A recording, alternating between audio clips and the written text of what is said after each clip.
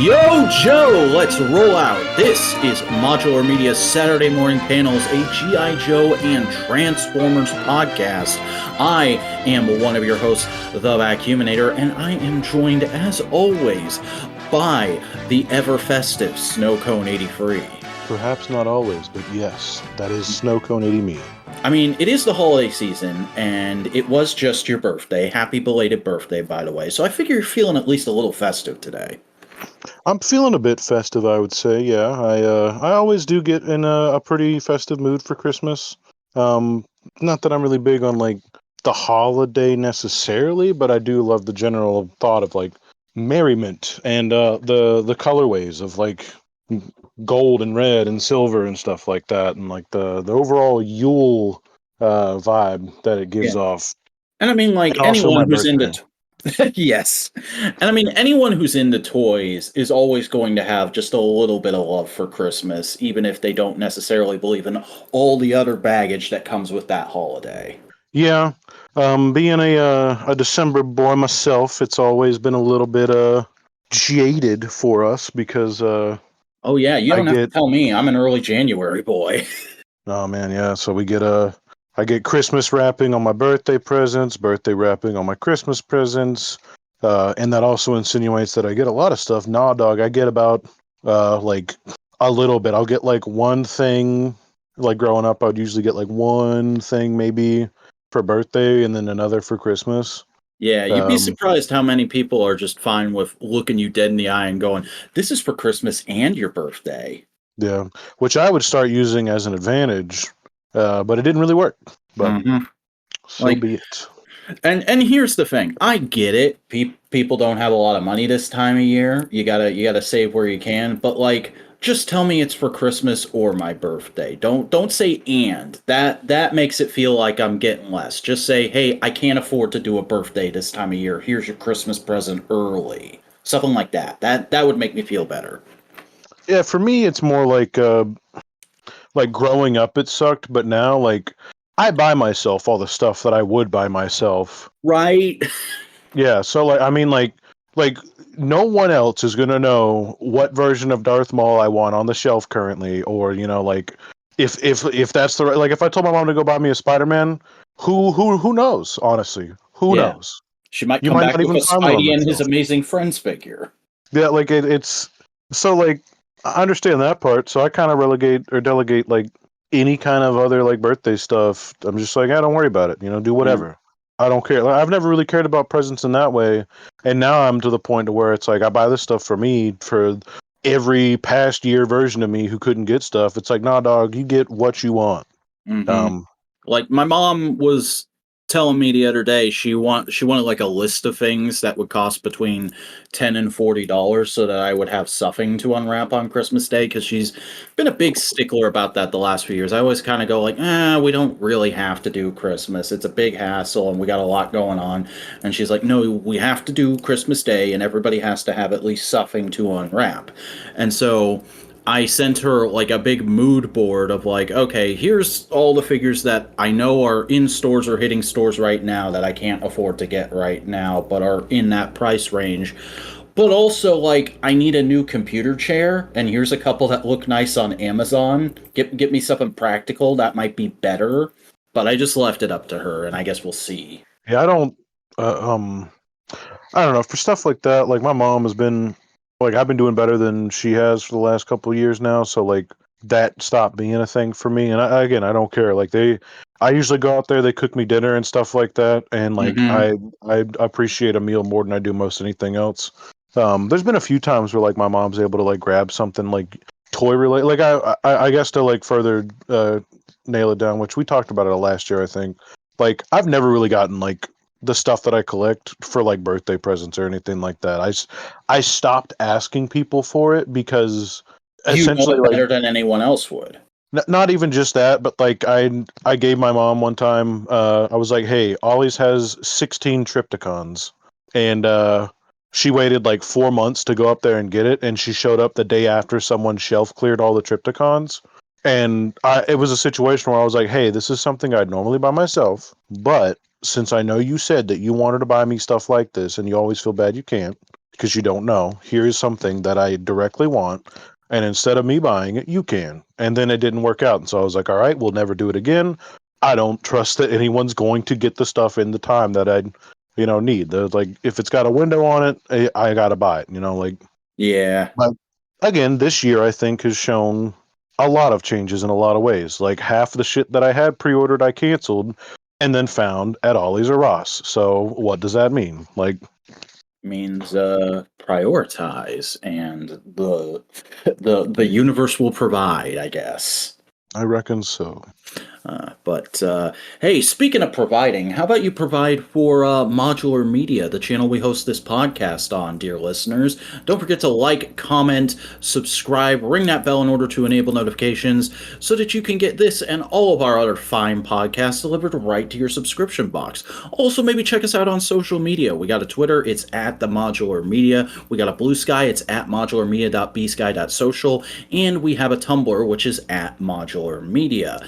And this is normally where I would start moving into the actual segments, but I do want to just real quick talk about if you for some reason only listen to this show and you're not aware of like the rest of what all of us do, you may have not heard I am going to be retiring from being a content creator at the end of this year. And I'm not really going to get into all the reasons why it would really blowed out this podcast. Go look at my channel. I'm going to be putting out some final videos over the next couple weeks to demonstrate all that. But basically, just know this show is not ending after this episode, but it's going to be going on a prolonged break because Snowcone has expressed interest in continuing it in some fashion. You're just not sure how at the moment, correct? Correct. Yeah, so could see this come back at some point in the new year or maybe even a couple years down the line. For now, we're just going to operate the rest of this episode like normal, and hopefully maybe you'll see something under this banner in the future. I've sent all the art assets for it and all of the other shows that I regularly do editing for over to Boingo for safekeeping. So whenever Cody's ready, he can just hit him up and get those from him. But yeah, that's pretty much all there is to say. So for right now, let's go ahead and get into the news. And the first thing of note to really talk about in the last month is not Hasbro related, actually, but Super 7 related. We've talked about that company a couple times before on the show. Most recently, of course, when they launched their Cobra Mothership campaign, which, as of this recording, has yet to wrap up. But it's a little dubious as to whether or not it's going to reach its goal. But the exciting thing is that Super 7 recently announced that they have obtained the rights from Hasbro to make new G.I. Joe O-ring figures, full stop. And I've listened to a couple of interviews with Brian Flynn, the head honcho over at Super 7, since this announcement came out. And he said multiple times they are not going to be doing what Hasbro did over the last couple of years with O-ring. We're not going to get retreads. We're not going to get figures that already exist in the O-ring style. They're going to be doing completely new designs, mostly based off of the Sunbow and Deke cartoons and the Marvel comics. So probably a lot of looks and characters that we've never seen in figure form before. And I do think that's pretty interesting to see. And maybe they will eventually start doing some of the other stuff. But at the same time, like, I don't know. I never had a place for the O-ring boys. I had a few of them. Only thing I know is that sometimes they could turn into a single fire, one shot, one use weapon. And that scares them. Yeah, the O-ring has never been a style of figure I've had a ton of love for personally, but I think that's just because, like, I grew up during the end of the O-ring era. Valor vs. Venom was my introduction to G.I. Joe, and that was kind of the last time there was a big O-ring presence. It was shortly thereafter where they translated or transitioned to the modern 4-inch style that they did from 25th anniversary pretty much up till Classified started. And I don't have anything against O-Ring. I honestly think a lot of the figures of that era look cool and great, and it's what built the brand into the icon it is today. I've toyed with collecting vintage O-Ring a couple of times, but it's never been something that really monetarily has been on the table for me. And of course, this could be different because these figures are probably going to cost a fair bit less than vintage ones do. And I believe Brian Flynn said that they're actually going to wind down G.I. Joe Reaction production in order to make room for this and keep it at a similar price to Reaction, assuming the demand is there. So, like, I don't know. I gotta wait and see what exactly they reveal for the first couple of waves, especially because, like, another thing Brian Flynn has been saying in interviews and stuff is, like, this was literally the first thing they ever asked Hasbro about. Before they had the license for any of the Hasbro brands, they came and said, hey, you're not doing much with G.I. Joe O-Ring. Can we do that? And Hasbro was like, let's get to know you first. And they've kind of been trying to wear them down ever since. And in that time, they have come up with like a big, like 2 or 3 year action plan for this line. So I'm interested to see what they're going to do, but I don't necessarily know if I'm going to get it.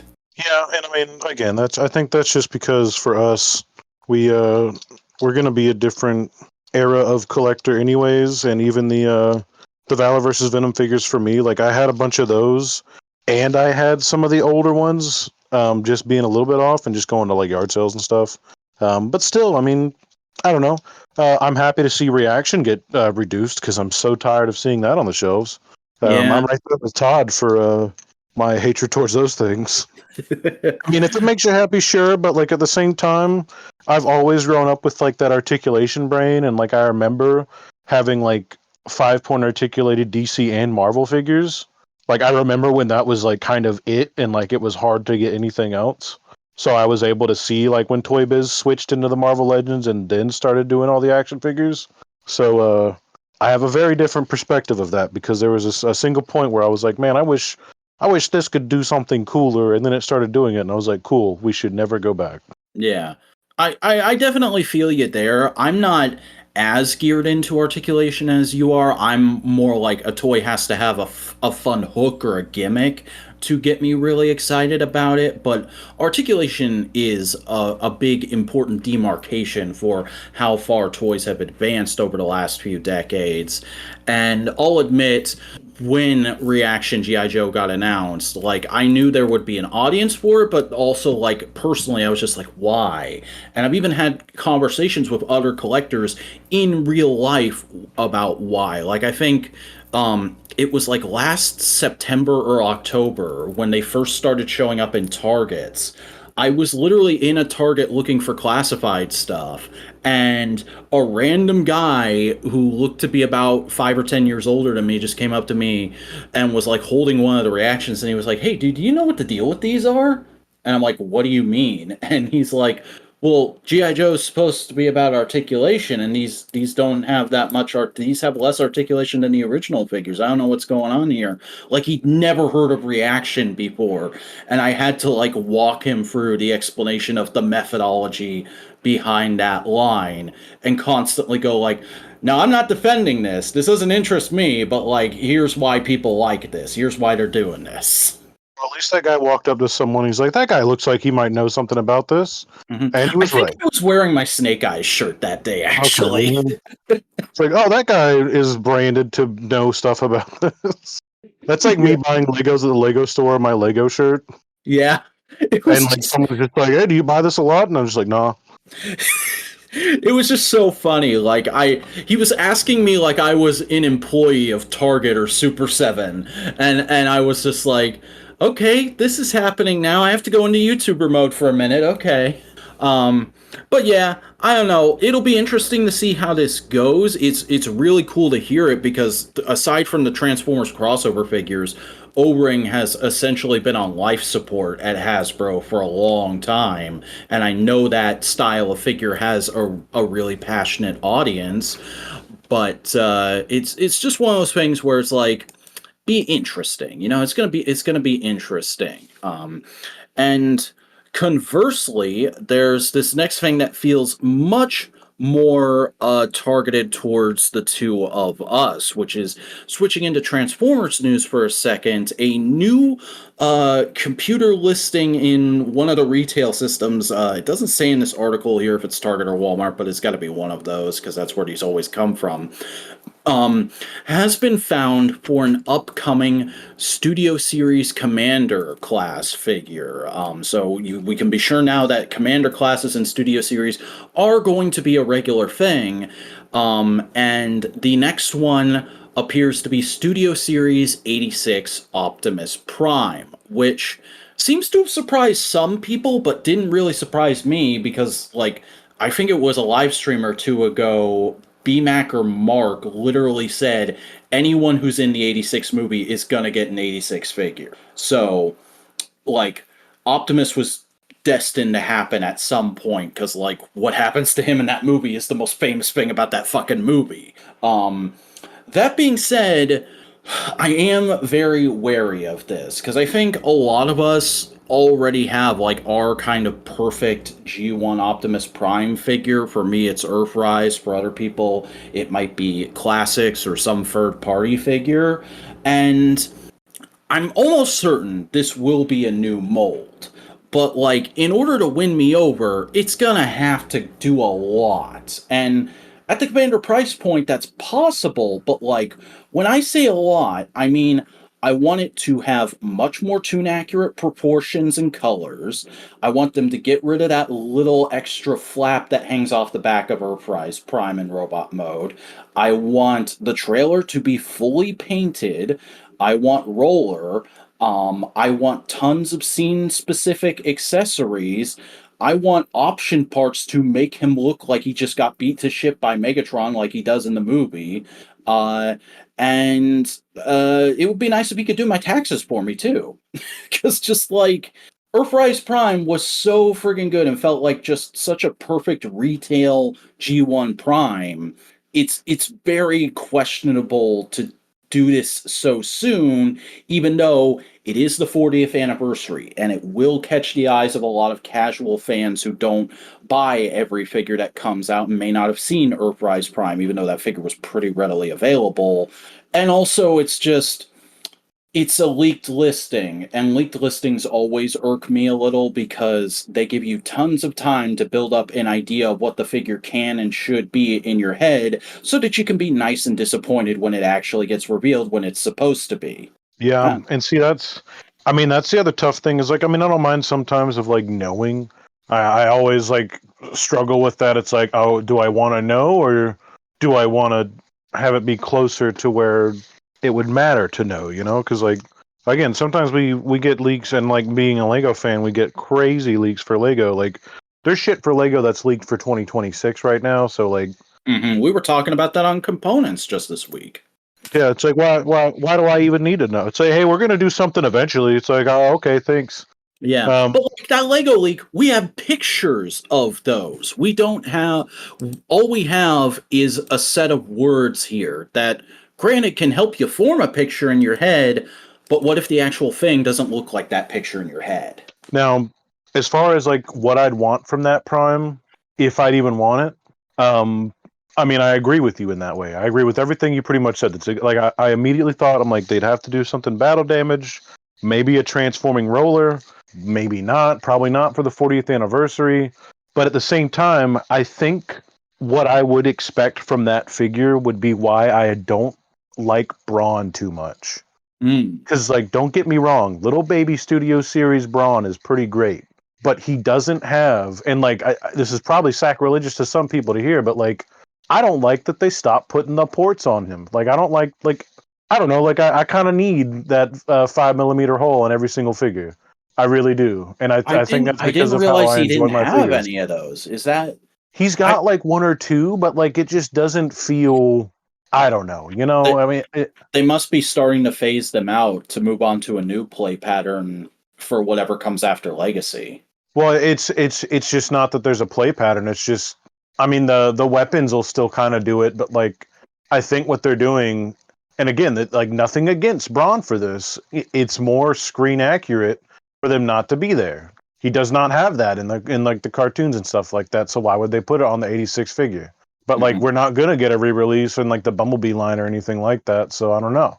So it's just kind of weird because like at first, like the 86 line started to feel like a little bit of what they couldn't do in United or whatever, and so like then some of the features would still be around, but like the mini bots are still yet to be fully completed. And Who's left? Just Sea Spray and Power Glide, right? Sea Spray, Power Glide, Wind Charger, Mm. Tailgate, Gears, the recolor of Gears, Pipes. uh, Pipes. I get. Well, I Or thought no, Pipes was Swerve. Swerve. Pipes is a yeah, recolor of Huffer, and we have him. yeah. We have them and they're perfect. But yeah, I mean, so there's still a few, but I don't know. I don't want to get too caught up into that. But like that would be my concern with like that future Prime is like if they over engineered it too much, it might feel more like a masterpiece scaled down, and it Hmm. might not fit with every other thing I have. Like that would be like kind of like the upscale. Because you're right. Like I have what do I probably have like 4 different versions of that Prime mold that came out of Earthrise and Siege, and I have the Lightning Prime one, and I'm eventually going to get Toxitron, and I don't even like that version of that mold, but I do like Toxitron. Oh, by the way, that's another thing with this toy is a caveat for me to buy it. Needs to be an all new mold. I don't want to see those fucking siege legs anywhere. Oh, you don't want the mystery port? No, get rid of those things already. Now, I appreciate why that port was originally there, and I used to love the fact that, like, it blew my mind, all right? Whenever Siege came out and that Prime had a hover mode, Mm-hmm. I honestly thought Siege was, like, kind of Oh, the peak for me. Siege felt like the best thing ever at the time, and then a year later they went, now here's all of it again, but it's more earthy this time. And we were like, oh damn it, they have us all figured out. Yeah, and, like, will we ever see Hound? I'm really tired of that. Give me my fucking Hound, please. Yeah, where the fuck is that hound, honestly? I follow It's a Twitter page that's just, like, stuff that's happened before Buzzworthy Bumblebee Hound. That's amazing. I'm so glad that exists. That's like the people who go, is Metroid Prime 4 out yet? Yeah, and I've interacted where it's like I got detritus before that actual. I got the retool of that mold before the original tooling came out. Yeah. Like I don't even know. Like there's so many other things. Like I've seen a lot of funny like observations of it, but like it's really been some time. It's Um, it's been over a year, hasn't it? And you know what we never got out of all those Optimus Primes that I feel was proper? We never got a proper all black Nemesis Prime. We got Yeah. Scourge, which is a very particular version of We that. got Scourge, we got Dead Optimus Prime as an Amazon exclusive, but we And haven't then we gotten did just get regular Nemesis Prime. we got that like Netflix Siege um like mix up of like Nemesis Prime on the Siege body with a lot of the other stuff and like that pack in Serpent Shield. But I never saw that in person and never got to buy it. And like a lot of people like, and I kind of didn't want to because I was waiting for a Prime. I was waiting for them to do just the regular Earthrise Prime in those colors. So if we get that out of this, do I even want a Commander? I don't know, man. It's weird, but I mean, it's also just like it's Optimus Prime. It's going to sell no matter what. Like Mhm. we could like everyone we know could be like, nah, fuck that. But it's going to have the 40th branding, and people are just going to buy it. So Yeah. I mean, I'm taking a very wait and see tactic with it. I am willing to replace my Earthrise Prime if this looks good enough, like it fully justifies its price and outdoes that figure without getting like too complex or alienating to me as a toy. But I'm also just highly skeptical of it. yeah, but But who knows? Maybe we'll be surprised. yeah, maybe you and I will be yelling at each other on Messenger whenever this thing shows up on a live stream, or in like a leaker's YouTube review. Or if for all we know, it could happen tomorrow, and like we'll be talking about it again. So Yeah, well, if it happens tomorrow, we'll patch a segment into the podcast right here. It's like, side note, here's our thoughts on the new reveal of Okay, let's move on to something I don't think we've talked about too much. I mean, we talked about the figures when they got revealed, but we haven't talked a whole lot about Transformers Reactivate because the game got announced at the Game Awards last year, which was a while before we started this podcast. And I think people were expecting another trailer at the Game Awards this year because just a few days beforehand, they put up a message on, I believe it was their Twitter.com announcement, which said, incoming transmission from Teletran 1. We know that everyone has been patiently waiting for updates on Transformers Reactivate. However, we won't be revealing any new content this year. Your passion and enthusiasm powers our mission to create the Transformers game fans have been waiting for, and we've now shifted to developing the game in Unreal Engine 5. Stay tuned for exciting reveals and epic developments in 2024. Autobots roll out. I forget what people said the original engine is, but they they weren't working in Unreal Engine 5 before. This is brand new information. Um, and it's caused a lot of people to wonder about this game. Because remember, when we first found out about it, it was called something else. And then we got that trailer and we got no updates for a while. And then, like, concept designs leaked out. And then these toys just kind of came out of nowhere and felt very early. And, like, the stream they were talking about, like, they were a special release version. And now this update comes. I'm very worried about this game. Like, I'm not much of a gamer, but even I know completely changing game engines in the middle of production is a really insane decision. So I have a lot of thoughts about this because I grew up with both the Armada and War for Cybertron and our Fall of Cybertron games, As and the did War I. and Fall of Cybertron games are like I played them online. I loved them dearly, and we've not gotten anything quality since outside Hey, of hey, hey, Devastation. Devastation. Yeah. Yeah. Which Devastation is great, but it's a different style of game to the other thing. And I think for Transformers, for the general stories that they tell with Transformers, the third person shooter is kind of like the way, or at least a third person style game is kind of the way it needs to be because you need to be able to see it transforming and everything else like that. I mean, I got War for Cybertron also had first person stuff, but still, like, um, the whole thing about this game is like its story so far is a lot more extensive than even what you said because it wasn't that we got a leak and then a trailer. There were screenshots and evidence of this game being worked on like years and years ago. It has Mhm. gone through continuous changes. And we get the closest to it. And here is the only reason why I think they would make a move like that and why they would wait. I think that they might have like they might be pouring more money into it to try to give it more polish and make it more of a proper game because maybe Hasbro didn't realize the demand out there. Maybe now they're seeing that there could be potential there and that they want to cook this a little bit more, make it a little bit different.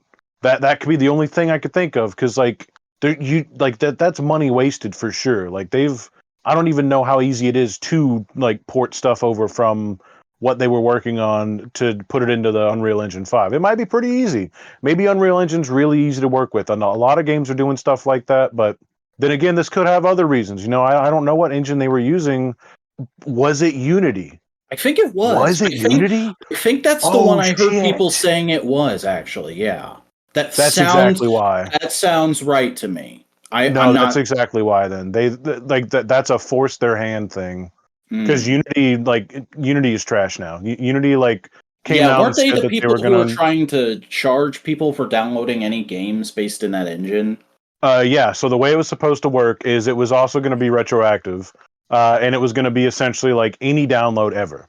So I buy your game once on Steam, and I have 5 computers. Because of me, you have to pay the fee for the download 5 times. And then one of my computers blows up, and I buy another one and download it. That's time number 6, baby. Pay it one more time just for that one customer who bought your game once. Anytime I move, anytime I delete the game for space and then re-download it, nah, dog, pay that fee up again. They walked some of those back, but like they pretty much ruined themselves. They once they tried and we saw how close they got. So many people said they were done. So many people said they're deleting their game.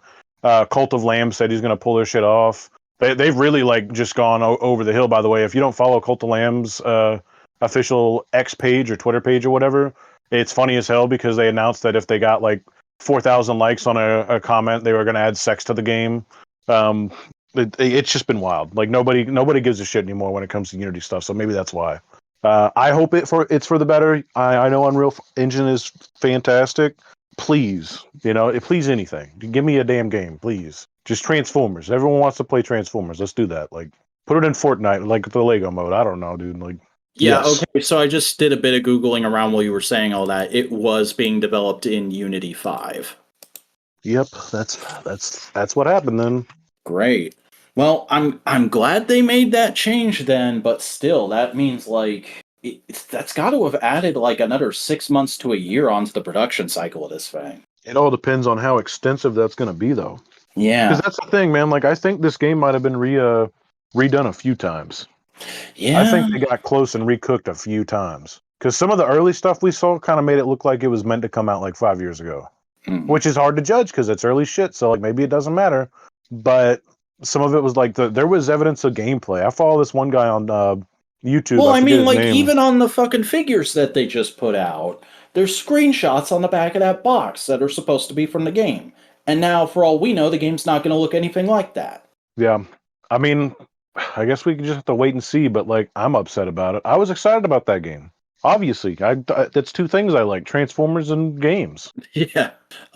By the way, I don't know if you watched, but Vangelis did an unboxing of Optimus and Soundwave, that 2-pack. We were talking, I think it was last time, about like Soundwave looking really weird because he had such long legs. He doesn't in real life. They stretched the picture to make him look the same size as Optimus because they thought it would look weird to have a figure that is essentially a deluxe standing next to a figure that is definitely a Voyager Plus in the same box. That's funny. However, they are I both saw very pictures good. of that. See, the legs never bothered me, anyways. Like sometimes people have skinny legs. I don't know. Yeah. Well, even I Um, was like, the legs look weird, but I bet they'll look fine after you pose them. yeah, and not just that, but like the other mysterious thing about that game, like I was standing in Ross today, and I was looking at some of the Studio Series stuff and some of the Gameverse stuff that they had, Mm-hmm. that like bled out from like deep discount. Like we have not gotten a good Gameverse figure outside of that Prime, and that Prime is pushing it. And I didn't buy that War for Cybertron Prime strictly because I feared that like the DNA of the other figures would still hinder him greatly. Because like that breakdown we got, nasty, just dirt nasty. I was Yeah, excited about it for like 2 seconds, and I think I canceled that pre-order like the day I started it. I've heard nothing Um, but rough things about that whole subline. Honestly, like, I do want figures of those designs, but I think, just like it has been for a while now, if I decide to go down that route, I'm going to have to go either track down the old ones or get the third party ones that were being made a few years back. yeah, and I mean I don't know anything about the Megatron, but like I've it heard the also is just Megatron is straight up strange. ass. Ooh, it's strange to me in general because like you see these figures and it's like, all right, well yeah, there's DNA here that like we haven't seen anywhere else. Like I mean, I think Soundwave's got a little bit of John Warden Hound engineering in his legs, but like Yeah. outside of that, I mean, like they come with accessories, they're properly painted, they just look a little bit different than their game models as far as where the paint is. I mean, Um, like I said, I was watching Vangelis' stream. The transformation on that Prime is so much more advanced than any Voyager we've gotten in a minute, and it does a lot of work to make both modes feel nice and big and substantial in your hand. Yeah. I think I'm gonna have to grab both of them, but like it breaks my heart that I still can't get a good Bumblebee in that design because even the original toy my best friend had at the time, It and was fragile, wasn't it? it was fragile, flaky, and just kind of lame. Hmm. Yeah, the consensus always was like Soundwave was good. Optimus and Bumblebee were kind of iffy, and Megatron was the star of those. Yeah. Well, the Soundwave was a leader, right? That was the big one. Well, the War for Cybertron Soundwave was a deluxe. All those first four War for Cybertron figures were deluxes. Then when Fall of Cybertron came out, they redid Soundwave as a Voyager. Hmm. And I remember that very vividly because that was announced at like one of the last times Hasbro did a BotCon panel, and in like the live feed on TFW, the person typing out all the announcements was like, Generation Soundwave is coming. And everybody lost their mind because they thought it was going to be a G1 style Soundwave. And then, like, 3 hours later, when they put him in the case, we were like, oh, you gotta be fucking kidding me. It's the video game. That's funny. Yeah. That was a moment. But you know what else was a moment? The G.I. Joe live stream that happened this week, which was a little undercut by some people leaking images early, which really annoyed me that Wednesday night. But the stream itself was still really entertaining. We had Emily, Lenny, and Tony going through 4 name-only reveals and 9 physical reveals that went up for pre-order that day. No render reveals, unfortunately. I was really hoping to see Jinx this stream, but it's okay. I can wait one more month, I guess. And I don't know. Those 3, they just have like a really calm, casual, jokey workplace camaraderie about them that like no other Hasbro team has. There's nothing about them that feels like a kind of forced or like it's coming through a corporate filter. It really feels like you're just hanging out with your pals and they're showing you this cool thing they've been working on. And it's for that reason that they're the only ones that I will actually just sit there and pay full attention to the stream and not just be checking social media going like, okay, what is everybody saying about the thing they just showed? I want to be on the know about all these little details and whatnot. I just want to enjoy the show that they're putting on. But real quick, what were your general thoughts on this stream before we start getting into actual stuff they talked about? Well, I didn't watch it live when it posted, but I watched it today when I was eating lunch. Because again, just like what you were saying, like I every time those videos come out, whether I get to watch them right then or not, like I always save it to watch it later because if nothing else, I love their interaction, but I also just love how Lenny talks about it. Like Yeah. Lenny, like Lenny inspires me so much just in general with like how much he loves what he does and like how he talks about it. But I do like BMAC and I forget the skinny guy's name all the time. Zach, Uh, Evan? Evan. No, it is Evan. 100% Evan. Yeah. Like because I feel like Evan's like the guy that's like 90% of the time like, oh, actually, I think it's supposed to be this. Like behind the scenes, like he's the one. Like him and BMAC are the people that make sure that like no weird shit or like inaccuracies pop up in like Transformers that way. Yeah, don't get me wrong. I like the Transformers team. It's just on stream they still every once in a while will have a couple of just awkward like are we supposed to do this now kind of moments that are just make me remember like oh yeah, these people aren't content creators. They're toy creators. Yeah, but no, yeah, they just have a different energy there. But I still love it, and I love that they're getting more friendly with each other more, and like because like even in this stream they talked about BMAC and everything else like that. Mhm. Also, side note, just quick side note before we move on. Ripper is definitely BMAC, right? Like 100%. Yeah, yeah. I think they're Yeah, carrying on that whole thing from the original line of just like putting real people's faces and names into the toys where they can, which we'll talk about in a minute as we get through the name only reveals that they did on this stream. The first one they announced is Starduster, which is an utterly random pull, but in a way I kind of love it because like and Lenny was kind of hinting at this. He's like there's a whole funny story about how this guy got released and we're going to be doing something special to pay homage to that cuz like I this is one of those GI Joes I know about just cuz the story behind him is so funny, which is that he was literally just a pack-in figure with the G.I. Joe cereal from back in the 80s, and he was nothing but reused parts. Like, I think he's mostly Duke, and he's got a couple of other little bits from other guys in him, and he's just got a color scheme that doesn't make you immediately think it's that figure. So it's probably pretty easy for them to do. They probably have all the parts ready to go. They just gotta get it all right in the CAD.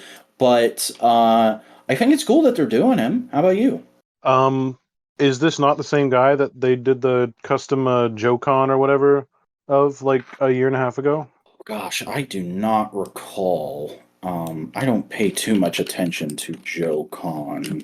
Let me. I don't even know if that's the name of it, but like they used to do the special like figures back in the day.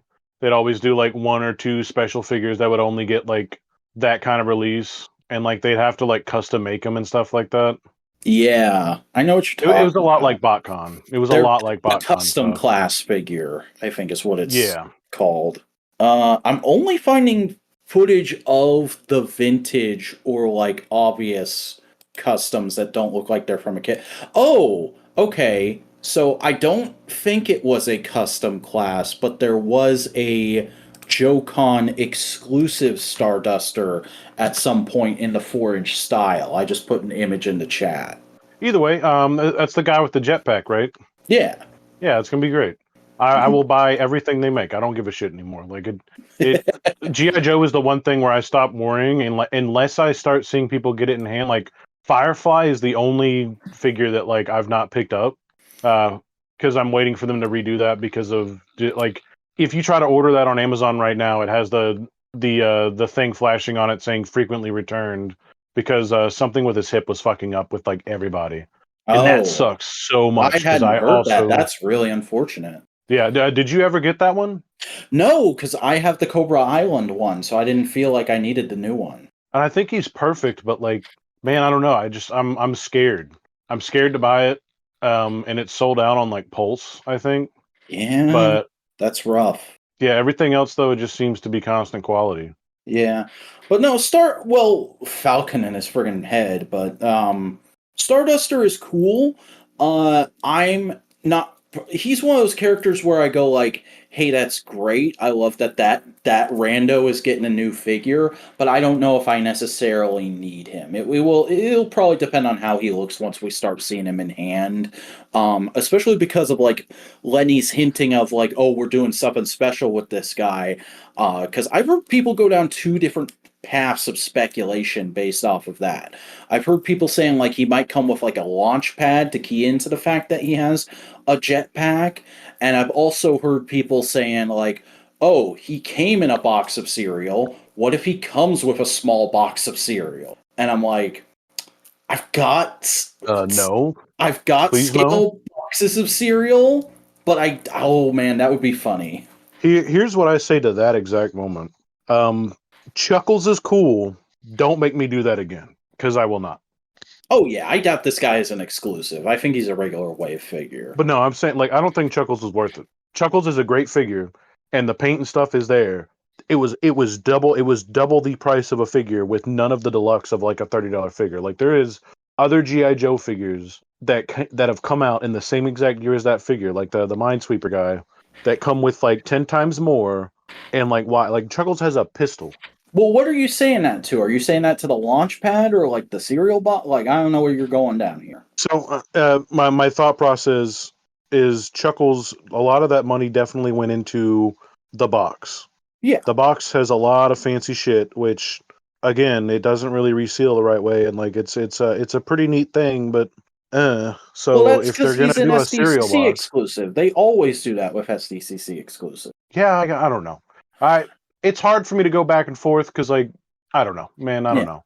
If And they it's do also something like that, like just make it like worth it. Make it I worth it think for you me. might have misheard me. People aren't saying he's going to come in a cereal box. The original figure came in a cereal box. Uh, People are saying, and I kind of love this idea, that he'll come with a miniature scale box that is to scale with him. Oh, that would be phenomenal. I do already have that with a lot of the junk bots. They come with little 6-inch scale like pizza boxes and stuff like that. But that Yeah. would be cool. I just like immediately thought I'm like, oh, if he comes in a box, like if they could custom do it up to look like a cereal box, and it would be a little bit bigger. And maybe he would be a deluxe with like the jetpack and the launch pad, and maybe the size of that strange looking box would fit a serial like esque presentation. Because I mean, if you think about the size of like the troop builder packs and stuff like that, that's kind of exactly the same size as a cereal box. Yeah, I hadn't thought of that. And those are only slightly bigger than the deluxe boxes. I don't know. It'd be interesting. And it's also like this is Starduster. He's a fairly obscure character. I don't know if they go that all out for him, but like I don't know. For Well, me, what it's a about tough. Metalhead? That's true. If it's just the guy, I'm probably gonna pass on him. If and kind of the same if he just comes with like a generic box of cereal or the launch pad, that wouldn't sell me too hard.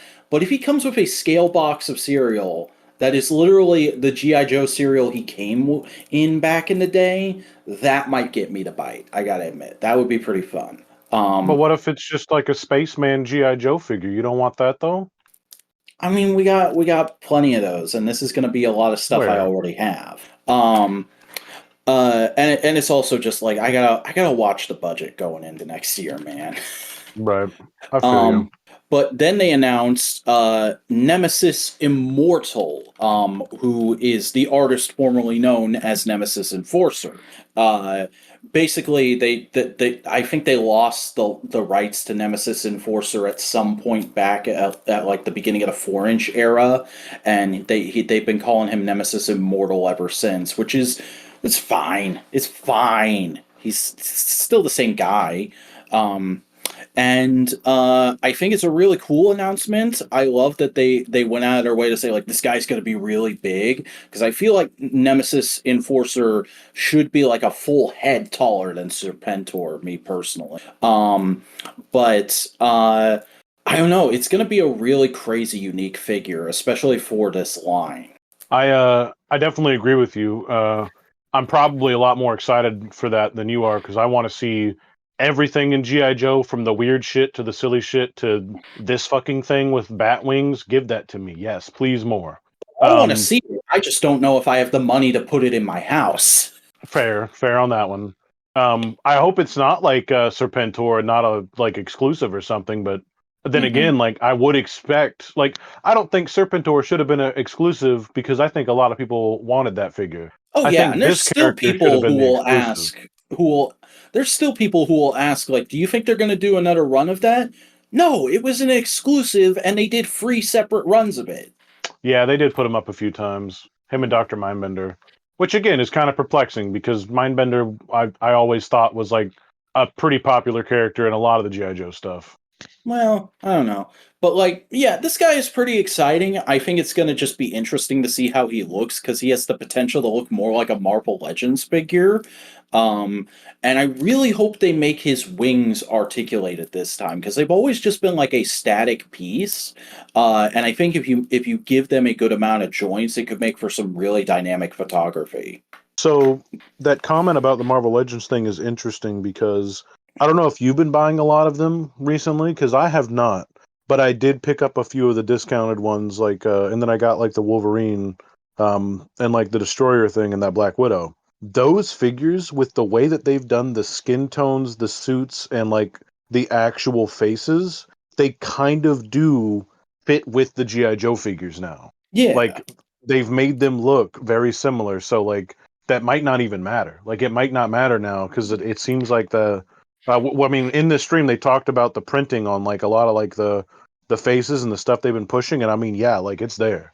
Well, I'm Like, not even thinking the face. I'm just saying like his costume looks like a comic book supervillain. oh yeah, they're probably gonna push it to like get a lot more detail and like scales and stuff. They're probably Mhm. gonna do something like pretty different too. But I'm just excited about it. Yeah. They've also got to give him like some interesting accessories too, because the only accessories he's ever had are like in the 25th anniversary era. I don't think the original figure came with anything, but in the 25th anniversary era, they made his wings removable and they gave him like this green plant crab thing that was supposed to have bendy tentacles in it, but it got costed out. It's very odd. Have you ever looked at that 25th anniversary figure? No, but I will right now. Oops, I Yeah. searched GI Ho instead. That's a different line entirely. Yeah, he came in a comic pack with Falcon, I believe. Joe, what's something immortal? Immortan Nemesis, Joe. Nemesis Immortal 25th Anniversary GI Joe is probably the way to go. Oh, okay, yeah, I got you. Dude, what if they give us that little like alien creature again? Yeah. Yeah, there's not a lot they could do with him, huh?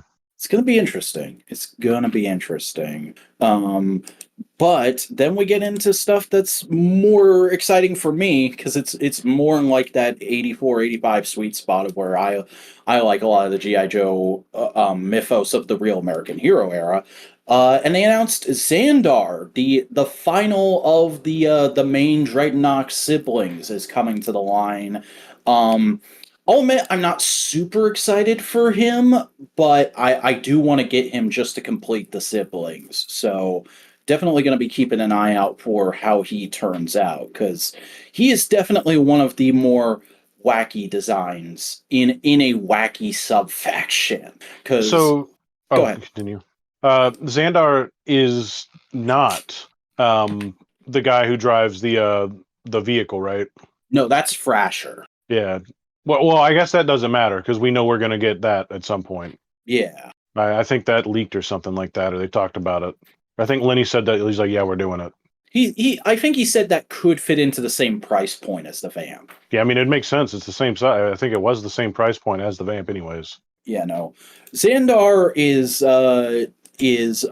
Zorana's twin brother, and I swear to God, he looks more like a '90s toy than an '80s toy because he has fucking baby blue and bright yellow all over him. I love it. Yeah, I mean, you know that I'm a big fan of the Dreadnoughts, anyways. Dreadnoughts. I've never said it right, like in my entire life. I just always thought they were silly, and I used to be obsessed with like getting the figures just because they came with accessories that no other action figure I had would yeah. come with. Like, I'm really interested to see what they do with his gun because he has like a sniper rifle with a harpoon launcher on top of it. yeah, so they'll. I mean, we might just get that, Hmm. but we You know, shall see. I reckon. it'll be exciting to finally complete that trio. But then the final name only reveal was definitely my most exciting. And that is Leatherneck, who I think we all thought was coming in the line eventually, but I have been very hungry for him ever since I rewatched the Sumbo cartoon last July. Um, because like I just love the dynamic him and Wetsuit had in season 2 of the Sumbo cartoon. It's such just a good odd couple pairing, and I'm surprised more GI Joe media hasn't like done stuff with them since.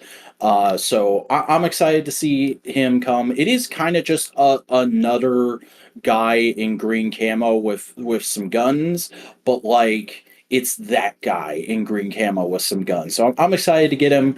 It's going to be another. I think he's a Marine. Uh, yeah, Yeah, because I mean him. that's what they called. That's what they called Marines, anyways. Leathernecks. Yeah, him and because him and Wetsuit's whole thing was constantly arguing about whether the Marines or the Navy were better. And so he'll hang out with Gung Ho until Wetsuit gets here because I don't think Wetsuit will be too far behind, but obviously we'll have him in hand first. Um, you got any extra thoughts on him? No, I think that's just going to be about it for me. Like, I'm definitely excited, but I kind of go in on just about every Joe now. I think Hmm. um, So that's the kind of your only main ones I line at this point. honestly, it feels like it. Like I get a lot of Transformers, but like I get every fucking Joe figure they put out there, unless I like forget to grab it. I Yeah. haven't got the Valkyrie 2 pack yet.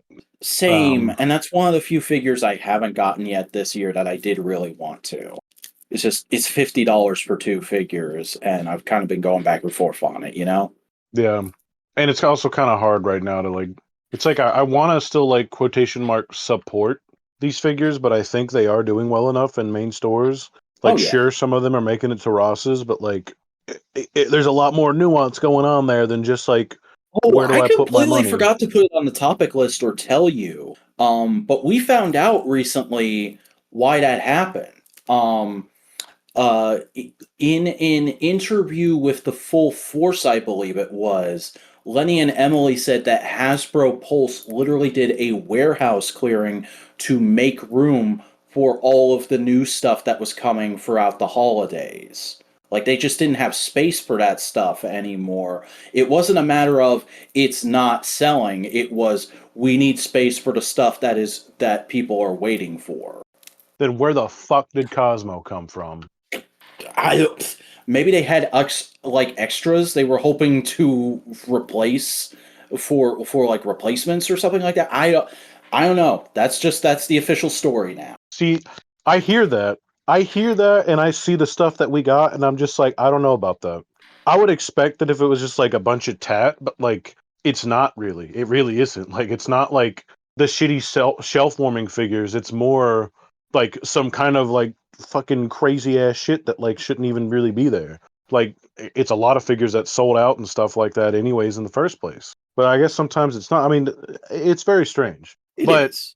it's also weird when you look at because like I mean like when I go shopping I'm like usually I'm looking at all different types of stuff because I get like I'll pick up like a Mega Constructs Pokemon figure sometimes or like a just like anything like I'll buy all kinds of random shit Mhm. um and there has been so much random interesting stuff throughout this year that ended up right at Ross like Sonic stuff like I mean I don't know I've gotten stuff that I had pre-ordered not that wasn't even like Hasbro shit that showed up there.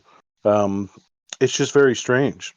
Like some of the Jazzwares figures that like the socks, the socks monkey, the sock monkey figure, the little baby one. That figure never made it to regular retail as far as I know here. Huh. Like it released in the UK, and I saw everybody saying that it's probably not going to make it over here, and then it shows up at Ross. I don't know, dude. It's crazy. That's just I was just like, oh, I heard this thing from the Full Force the other day. I figured you'd want to know. I mean, it would make sense a little bit, but like, I just like, man, what about with some of that? You know, some of that I press X to doubt. I guess is all I'm Yeah. saying. All right, let's get back on topic with all the figures they put up for pre-order right after this stream. The first one we got to see official images and in hand was Big Boa, and my God, he looks fantastic. Perfect part, like better than I could have expected, and like I don't even know how I could say that because like that's pretty much how all these go. I know there are Mm, some folks who are upset he's not coming with the punching bag the vintage figure had, but in my opinion, the freaking 90-pound dumbbells make up for it. I think the other thing is that he is a lot bigger than a regular figure, so it would have to be a Yeah. deluxe if they put that in there. So if it was between And he's got the alternate regular hands and an alternate head. yeah. Well, no, it's a helmet. It just goes over his head, Is right? it? I thought they were saying it was a head. It was like two separate head sculpts. Maybe. Yeah, they didn't Um, actually show it swapping, so I don't know. I just know that it looks great. Does he come Yeah, with like a full size dumbbell or just the 290 pounds? he comes with That's a two bar, 90 or pounds. but not like a barbell or anything like that. No, but there are folks like Gridiron who do make barbells. Yeah. Um, which threw me off for a second because I was actually in the thought process of like, if we get Big Boa, we should get Gridiron, and I want Gridiron's football mace so bad. Is Yeah. that his name, Gridiron? Let me double check. I think I know who you're talking about. It's like the other football jersey wearing guy. He's like a black guy, and he's got like this crazy ass like metal football mace. What if his name wasn't Gridiron? What would it have been? There is a GI Joe called Captain Gridiron. It's interesting. He looks black in his card art, but the figure is white. Let me put It this wouldn't. picture It in the wouldn't be chat him for you. then. Damn it! I see people making customs of him out of the 30th Amazon roadblock and the I'm Bazooka because he's supposed to be like kind of with Bazooka, like hanging out. He's like one of the other football people. I don't know. I'll look it up in a second. I'm Oh, you're talking about the fridge. the fridge. There you go. Yeah, they got to get his likeness rights because he was a real guy like Slaughter. Oh shit. Oh man, I don't know if they could do that then. That sucks. Oh yeah, the fridge is totally a real sports guy. That's Yeah, wild.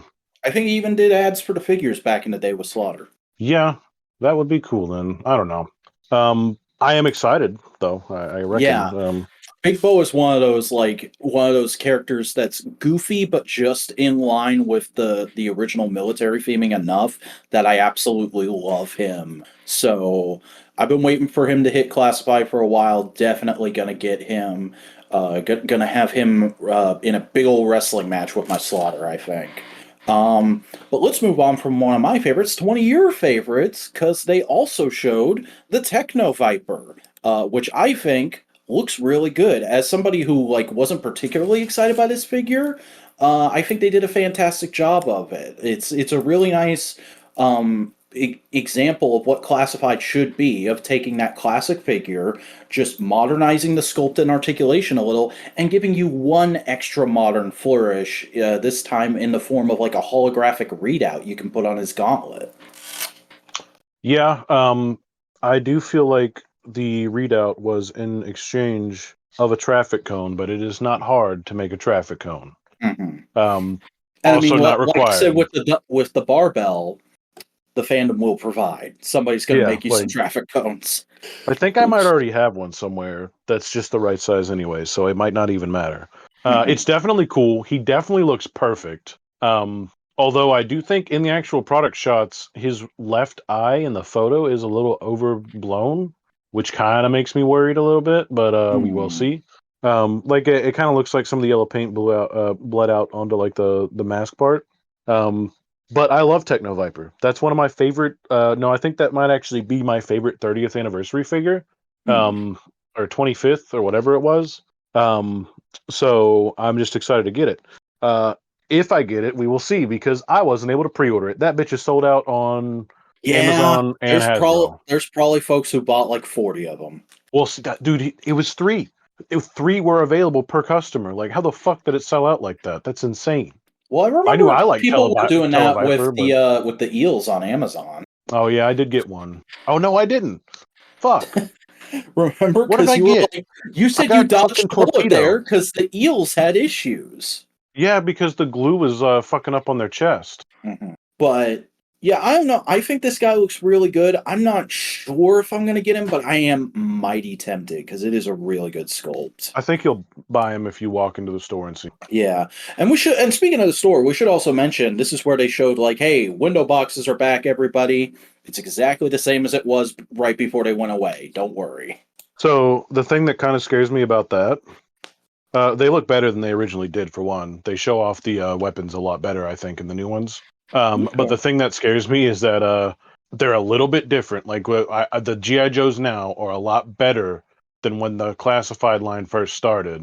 And there's going to be like kids and everybody else who are just not going to be familiar with the line, see that shit on the shelf and just grab it off of that. Like, oh, this shit's cool anyways. I don't know who this is, but look at this thing. You know, which is how most of us bought GI Joe originally. And so, like, I Mhm. think that's just going to start It's going to get more people into overpowering the it. brand. Right, sure. Sometimes it's great, sometimes it's not. We will see.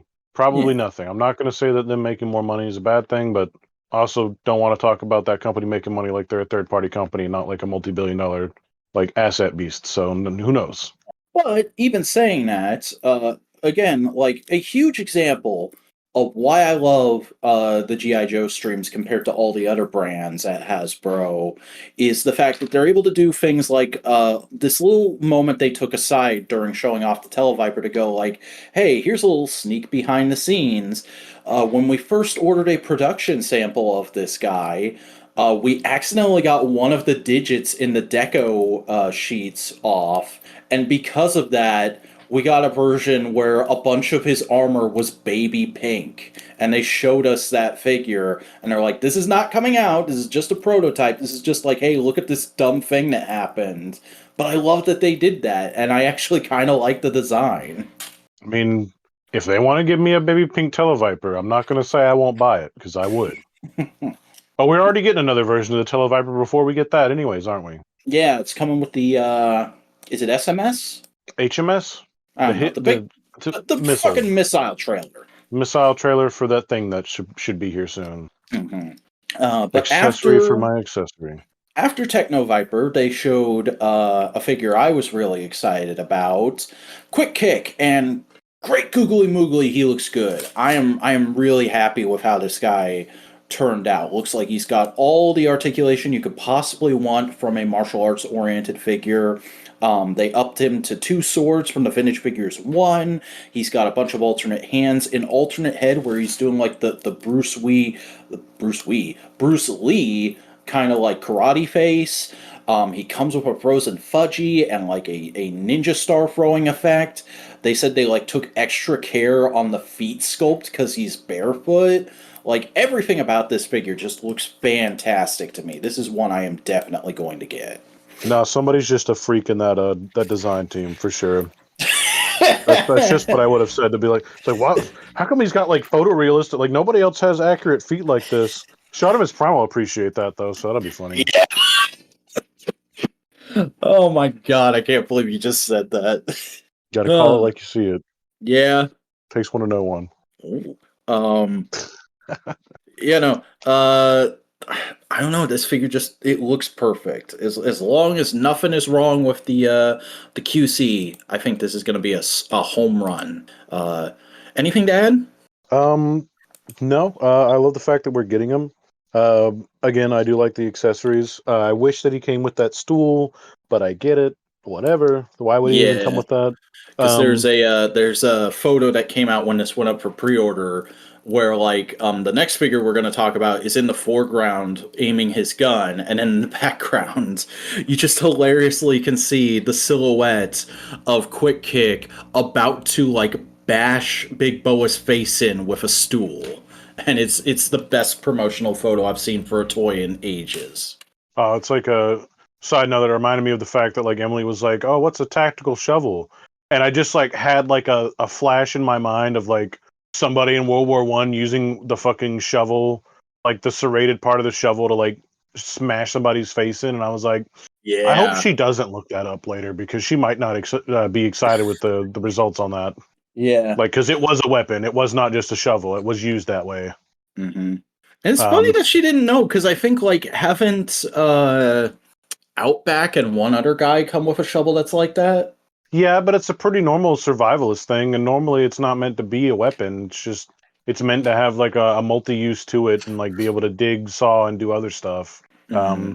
Or dig trenches, dig graves, do whatever. There's a lot of sadness to go around with that, depending on if it's being used in like a regular like loadout for whatever, or if it's actually being used by like a soldier in an ongoing conflict. Yeah, well, I mean, these are war toys, so what are you gonna do? Yeah.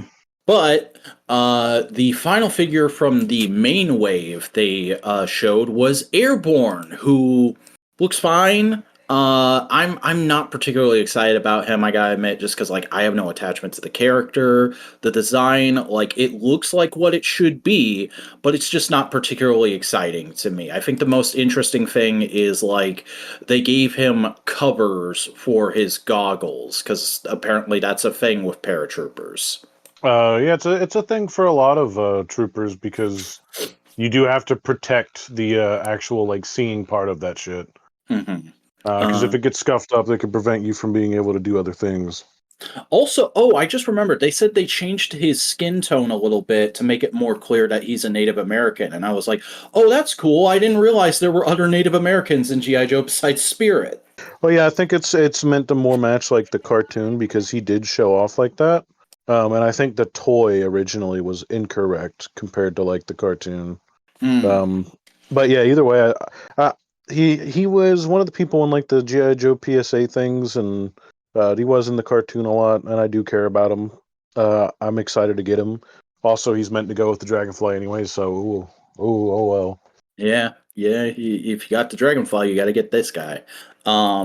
But then they moved into showing off the retro wave that they've been teasing for a long time, and the first one they showed was Outback, who again looks fine. I have no problem with this color scheme. It's accurate. It looks right, but this is essentially the same figure we got with the with the Tiger Force release, just in the original release colors. And you and I have talked about this a couple different times, but I think the original colors are just boring as hell. I prefer the Tiger Force version. I'm not going to go out for this guy. The camo on the pants came out pretty well, but I like the other Recondo that I have. Yeah. I didn't get the other version that they released because I was like, nah, my regular Recondo, I like that's my preferred thing. And I mean, there's nothing wrong with this. But for a classics, I'm just all right. I got those weapons already. I don't need those in green. If his weapons looked a little bit cooler, I'd consider it, but nah. Yeah. If he came with like some new exclusive accessory that hadn't come with anything else before, maybe then there'd be a little bit of temptation, but otherwise, nah. But then they showed what I think we were all really waiting to see, the new Scarlet, who, man, I'll admit, I was really resistant to this figure happening at all because I was such a staunch defender of that first Wave 1 Scarlet, which most of the hardcores hated because it was such a huge departure from her classic design and it looked way too young in their opinion. I thought it looked fine.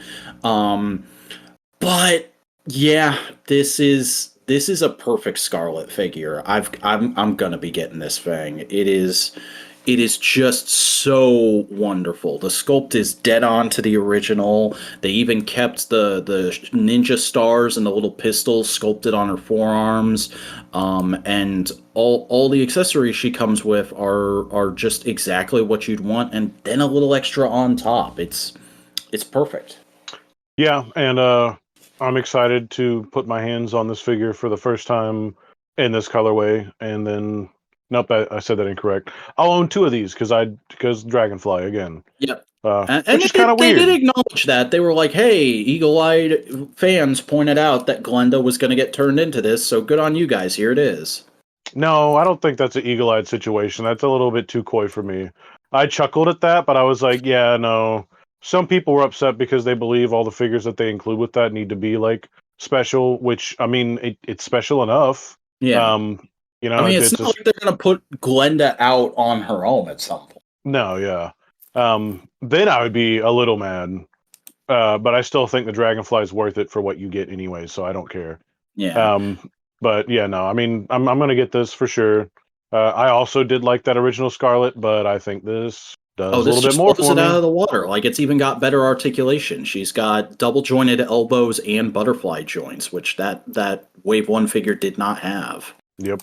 And Um, Then we they can, show Duke, who is very much the same story. I'll admit, I love Wave One Duke. He was probably actually my least favorite Wave One figure, just because he looked like some douchebags I know in real life. Gonna be honest. But this is just straight up classic as classic can be, Duke, and that's much more my speed when it comes to that character. So yeah, gonna be replacing my Wave One Duke with this guy. He's got the full loadout. Even comes with the Sunbow rifle. Love the little inscription on the shovel in the backpack that Lenny pointed out was like the opening lines from the cartoon or whatever.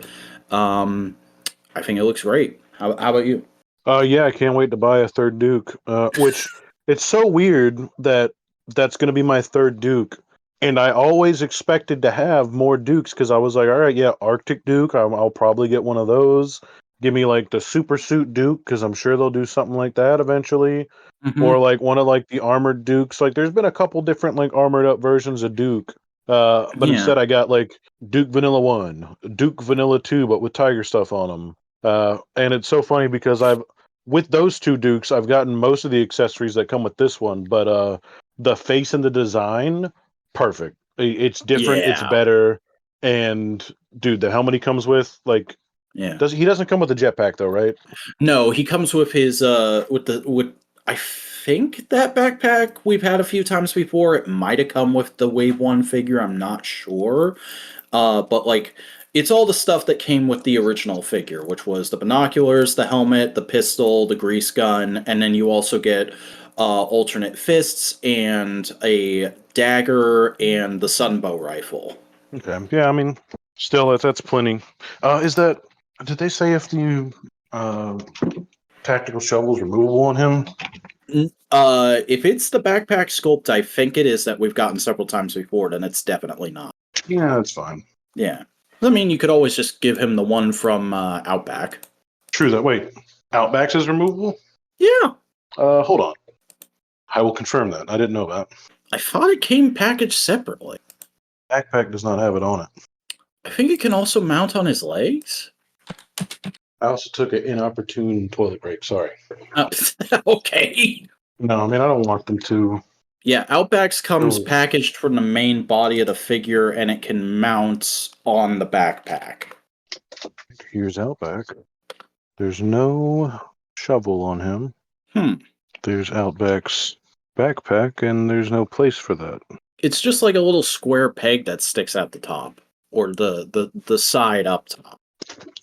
I might not even be looking at the right backpack. Hang on. It doesn't matter. Yeah. I am just ultimately excited to get my hands on that. I hope they don't do another roadblock, because I don't think they need to. Yeah. Well, unless they At give this them that point, 50 cal. At this point, we've gotten enough roadblocks, and we've gotten the 50 cal with a couple different things. Honestly, I think they need to move on to heavy duty. Oh, we were talking about Outback, and I was thinking of Recondo. We were talking about Recondo the whole time. No, Recondo does not come with a shovel. Yeah, and Recondo is the classic character that they announced. Yeah. All right, we've made it. We made it full circle. We're here. They also showed the packaging for Scarlet, just to reiterate that they are moving to the more Marvel Legends style retro card back, where the outer bubble is actually a plastic sheet that gets sandwiched between two pieces of cardboard to ensure that it will be sturdy enough not to bend in transit, because with all the Walmart exclusive retro card backs, those were getting really messed up in shipping because Walmart sucks at shipping. So nice to see that. I did see a few people kind of quibbling that like they didn't think the art looked quite right for something that's meant to be the original card back style, and they didn't like that it didn't have the white border that the original card backs had. But to me, that's just nitpicking. The styling is there. It looks close enough. If you really want to hang these up, I don't think you're going to put them right next to those original card backs. Somebody might, but you know what I say to that?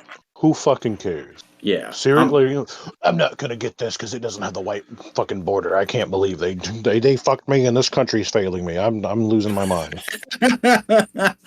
Yeah, no. I mean, I'm getting Duke and Scarlet definitely, but I'm getting them to open them. Sorry. All of my GI Joes are purchased to open. Yeah. Even the San Diego Comic-Con exclusive, who's laying on his back over there next to some other characters. Okay, then they showed the 60th anniversary figures, starting with, oh god, what's his name? Action Soldier, who looks utterly fantastic. I don't think they'd ever shown up until now that his vest is customizable. You can take all those little pouches off, and the ports for them are universal, so you can put them in any order you like, which just makes the customizability and the army building incentive so much more stronger with this guy than it even already was. Yeah, I know I saw it pop up in the GI Joe groups on Facebook that I'm in, because they showed like there's some image that shows like the pouches popping off on like the renders. But yeah, no, I mean for these specifically, I always wondered if we'd ever see these in like classified, because GI Joe's always been notorious for going back and like doing stuff like this. Like they do land, sea, and air a lot. Like they did it with Sigma 6, they did it with the 25th, the 30th, they did it with like the big guys, the little guys. We always end up getting like actual military based figures out of these, and I just didn't think that they'd do that this time around, but it seems like nobody cares, so we can. Yeah. And I mean, there's also just like the poncho is so well done, I think, for soft goods at US retail, because that's the other thing is these are going out to general retailers, so theoretically you should be seeing these in Walmarts and Targets. And like usually retail soft goods here in the US, especially Hasbro, it always just kind of feels like a rough sheet of paper with printing on it. This looks like it's actually pliable. It's a little bit posable. They sewed a pocket onto the front of it. Really, really like how the poncho on this guy turned out. Yeah, I'm most certainly excited. It's another one where I'm kind of going back and forth on whether or not I'm actually gonna get it, because it's just like it literally is not a character, so I have no like association or attachment to it. It's just a really cool toy, but it is a really cool toy. So we'll see. We'll see. They also showed Action Sailor, who also looks really good. Obviously, there's a lot of reuse from Torpedo and the Eels, but the new parts on him are looking really good, and it all just gels so well together, I think. Yeah, and the fact that they both come with something extra, like he comes with the desert guy comes with a 50 cal, like a belt fed 50 cal that has its own little low to the ground tripod. And then the sailor comes with one of the little personal like Submersible. no, it's like I forget what the thing is. Those are like little. It is submersible, but it's not a submersible. It's like a little personal like engine thing to like help you scoot around underwater. Yeah, I think they were just calling it a submersible on the stream. Oh well, that's fine for them. Yeah, I don't know. He looks equally as good. I'll admit, like he's a little less appealing to me than the soldier, just because there's not as many scenarios you can put him in. But it's still just like such a perfect execution of this concept. And I was even talking to Ryan over at Toy Federation the other day about these, as like because somebody had just brought in reproductions of the original Action Sailor and sold them to him, and I was like, yeah, those are cool, but like I've never gotten why they reproduced those. I think that was for the 20th or the 25th anniversary when those particular ones he was showing me were done, when they could have just done them in the style of the time like they're doing for Classified, because it has such a wider appeal if you do it in the style that everybody's already buying. So these just seem like a really good full home run. Uh, the main reason why the style changes up is because it's more to harken back to actual military roots than it is to like the cartoon or anything else like that. Yeah, Because that like makes sense. that's what GI Joe originally was. It was like you got your Joe, and then this was like Desert Joe, or like Navy SEAL Joe, or fucking whatever, like Well, it jungle. was you create the narrative in your head as opposed to here are these characters and here's a base narrative to play off of, which is what GI Joe became in the 80s. Yeah, But yeah, but yeah, that I was mean they just did stuff like that a lot. mhm. But yeah, that was everything they showed at that live stream. I thought it was a really, really good time. I'm very excited for Leatherneck, pretty excited for Xandar. Definitely going to be picking up Big Boa, Quick Kick, Duke, and Scarlet whenever they drop. And obviously, there's a lot of other ones that I'm kind of like, ooh, maybe. We'll see. We'll see where funds are at. We'll see what's in front of me physically when those start coming out. I'm right there with you. But I'm right here.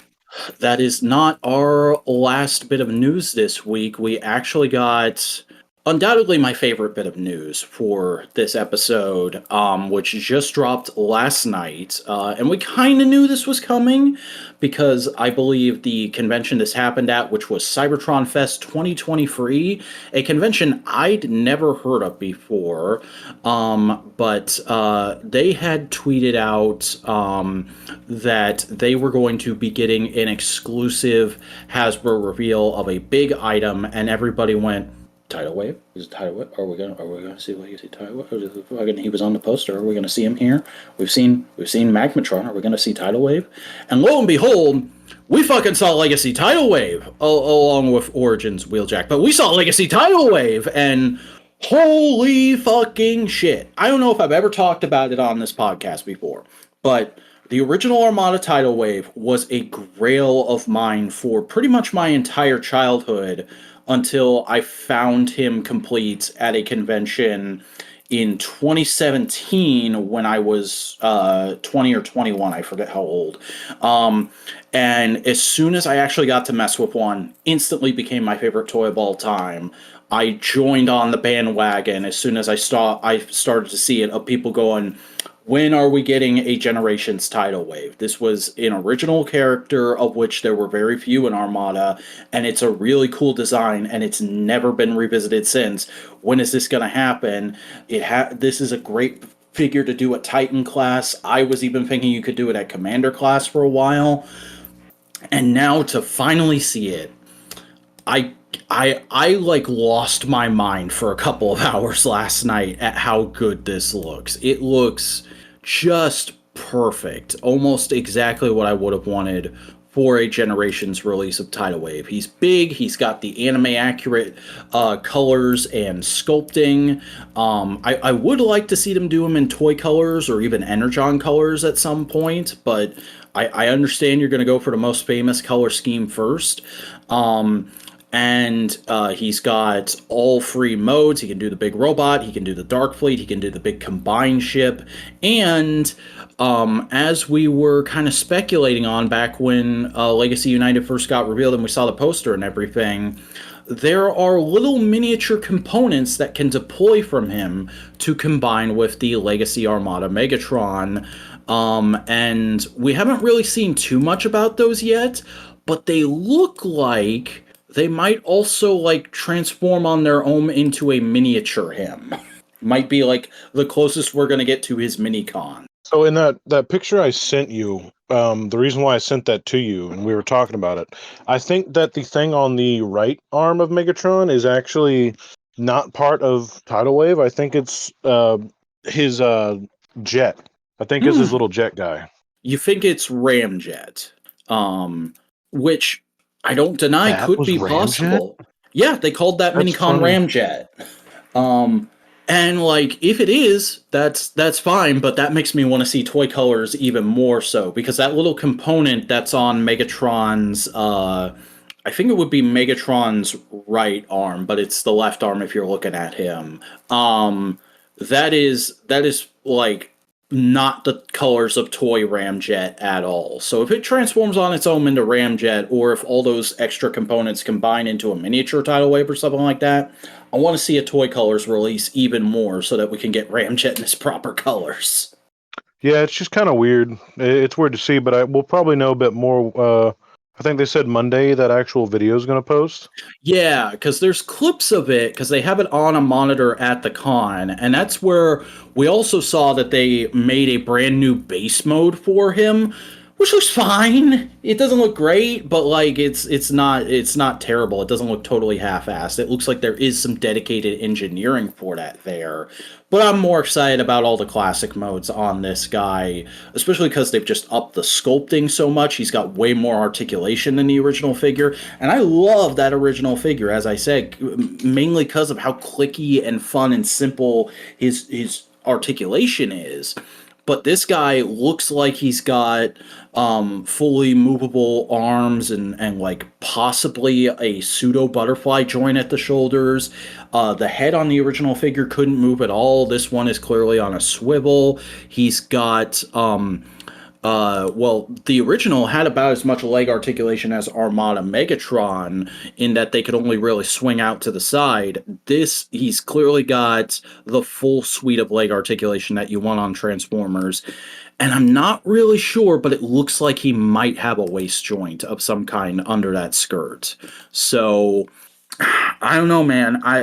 I try never to be this hyperbolic about new toys, but I was, like I said, I was just losing my mind last night, and I think it's almost impossible for this thing not to be my toy of the year next year. It's my favorite toy of all time, getting a modern update, much bigger, much more articulation, and it looks like it's going to feel just as solid. Like the only way this thing could go wrong for me is if the joint tolerances are off in any way, but I don't think they will be because I've never heard of like the joint tolerances on Titan class figures being wonky. So I'm crossing everything I have. This thing looks so exciting, and I really don't want to be let down after waiting this long for them to do him. I don't think you will be because I think they've crossed more than every other thing we could have hoped for them to. But I mean, a big win for me is like I was hoping all the guns would be there, Yep. and you could fucking move them and pose them and all kinds of shit. Like They've got the it's big ones have blast effect holes for the transformer size blast effects, and the little ones on his abs. I forget what they said the durometer was, but I instantly recognized it as the size of the frickin' classified series effects parts. oh hell yeah. Yeah. I didn't know that. And also, they've added cannons on him because he's now got 2 cannons poking out the back of his arms and little cannons in his hands. Yeah, I saw little cannons in his hands this morning. I noticed, and just the more I notice it, the more it's just like it's all I ever wanted, anyways. Because this used to be my most wanted figure, and just looking at the little gunboat by itself, like that portion of him, I really don't think they can go wrong with this fucking thing. Like, it looks like his the fatter carrier that he comes with might still have the flip up option to like let little people sit down in. Oh, please. Um, but outside of that, I mean, I don't know. He's got like figure articulation, but not a lot. But like, what more would he even need? Yeah. He's got giant like robot claws. It's perfect. He It's literally so looks like he does good. in the game. Well, the game colors are the original toy colors, but yeah, But I mean, it's like really close. He looks that big. imposing. Yeah. Oh, you know what? I completely forgot to show you. Friend of the channel, Tim Shields, aka Zia Enterprise America, he sent me a picture that a buddy of him that's actually at the con took because they brought their original Micron Legend tidal wave and stood it next to the case he's in. This thing is so big, it's as big as 2 of them and then some. I tried to shoot that over to you a little bit ago on Instagram. I did see those pics. Okay, okay. Um, it's just kind of wild that somebody had that around. Like, oh yeah, that's my original like super rare version of this one old ass Armada toy. Hmm. Um, I mean, it might just be the version that was released in that country because I actually was looking at the article that TFW has all the pictures in just now. Cybertron Fest is a convention in Singapore. oh, Hmm. So maybe interesting then. that they got to see him first, but like the fucking internet exists, so we saw it right away. And oh man, I fucking I'm trying so hard to be normal about him, but it's my fucking giant son finally made good. I'm excited. I'm excited. And I guess we can talk for a minute about Origins Wheeljack too. He also looks good, but like I've not bought any of the Origins figures yet, and like the only reason this one is exciting to me is just like, oh yeah, that is the first Transformer that ever appeared in animation. That's cool that that finally has a toy. Moving on. Yeah, that's how I feel a little bit as well. But um, oh well, one of the people I follow on Twitter won one of the TF alerts drawings. Hmm. Yay! Anyways, uh, I just want to know if he's gonna have the little like drop down door anywhere. You know, Yeah, like the little because like. Bumblebee's clearly not going to fit inside. He doesn't look hollow in that mode, but he should have the Oh no no door. no! Sorry, I spaced out. I was thinking of the drop down door for Tidal Wave for the jet to be No, it's lower down okay. him. The back of the box shows that the Origins Bumblebee does actually fit inside of him. Oh, He it does? I also haven't seen comes, box pics. yeah, he also comes with a really weird ass cover to reference one of the scenes. That is a Voyager scale figure, by the way. That's a void. Okay. Okay. I guess Yeah, that makes sense for the fact that the Bumblebee was a deluxe. yeah. Um, I think it's neat. I want to see a few more pictures and announcements of it. But I mean, we got a pretty good look at it. He's a chunky man. He's Yeah. got a little gun. It might be enough for me to grab it. Honestly, I don't know. It's not Um, too bad. Not too bad. they the pictures that you could see on most of it, they really do. They don't even show the actual like armored thing that goes over it. But I saw pictures of it because it goes on his back, kind of like a cape as well. It's really strange. Hmm. Um, but yeah, definitely interesting no matter what. Definitely, definitely. Very, very exciting. It's probably going to be the first Transformer I've pre-ordered in a while. I always try to avoid pre-orders, but like I gotta have Tidal Wave as soon as possible, man. If he goes fucking in stock at one of those like sketchy import stores where people get GI Joes and Transformers early from sometimes, I might have to bite. That's how excited for this toy I am. I don't blame you. I've felt that way about some of the Rock Lords characters. Um, actually, spoiler, I got the first one, Ooh, ooh. All right. and Well, let's keep yeah, moving on. That's pretty much all the news. So very good news month. But now, let's get into this month's featured issue, which is G.I. Joe, A Real American Hero from the Marvel Comics Group, issue number 7, which was published in January of 1983, written by Larry Hama, with plotting and pencils by Herb Trimpe, inks by Chick Stone, letters by Jim Novak, colors by Christy Steele, edited by Denny O'Neil, and editor-in-chief Jim Shooter. Snowcone, how'd you feel about this issue? Um, it felt a lot more like a lot more familiar, I guess, than like the past couple of episodes, Mm-hmm. issues. Sorry. Cobra Commander felt a lot more like just old school Cobra Commander. Like, I really reminds me of the Sunbow cartoon or whatever. Yeah, it feels like Um, the format is starting to solidify. yeah. I still don't like how they show off the October Guard in some ways. Um, Yeah, there's some weird, potentially kind of racist shit in this. I'm not gonna lie. I, can you? I don't know. Is it racist to? Is that how we look at that? If it's like Is it Russian is it racist or nationalist? nationalist is a different word Mm-hmm. altogether, and I don't think that applies that way. It's a Yeah, stereotype. That's what we'd say. it's a Um, stereotype. Yeah, that's definitely but also that's the like best way you can put it. that one scene where they just like dump that chick out of the Yeah. car. They're like, "Get the fuck out of here!" I was like, "Damn! Like, why?" Um, Yeah, that was weird, but also like I did laugh. It was clearly meant to be a joke, and I did laugh. God, I took a screenshot, and I'm trying to figure out why. Talk about this It's also episode just too. like some of the way the October Guard are drawn. Like in that moment, that lady looks kind of weird. Like she, for a second, she turns into a caricature, and the leader of the October Guard, I forget what his name is, Colonel Brekov. Like something about the way, like he's got like this big forehead, and he's always smoking a cigarette. Something about that feels like he's meant to be some Russian person from back in the 80s I've never heard of.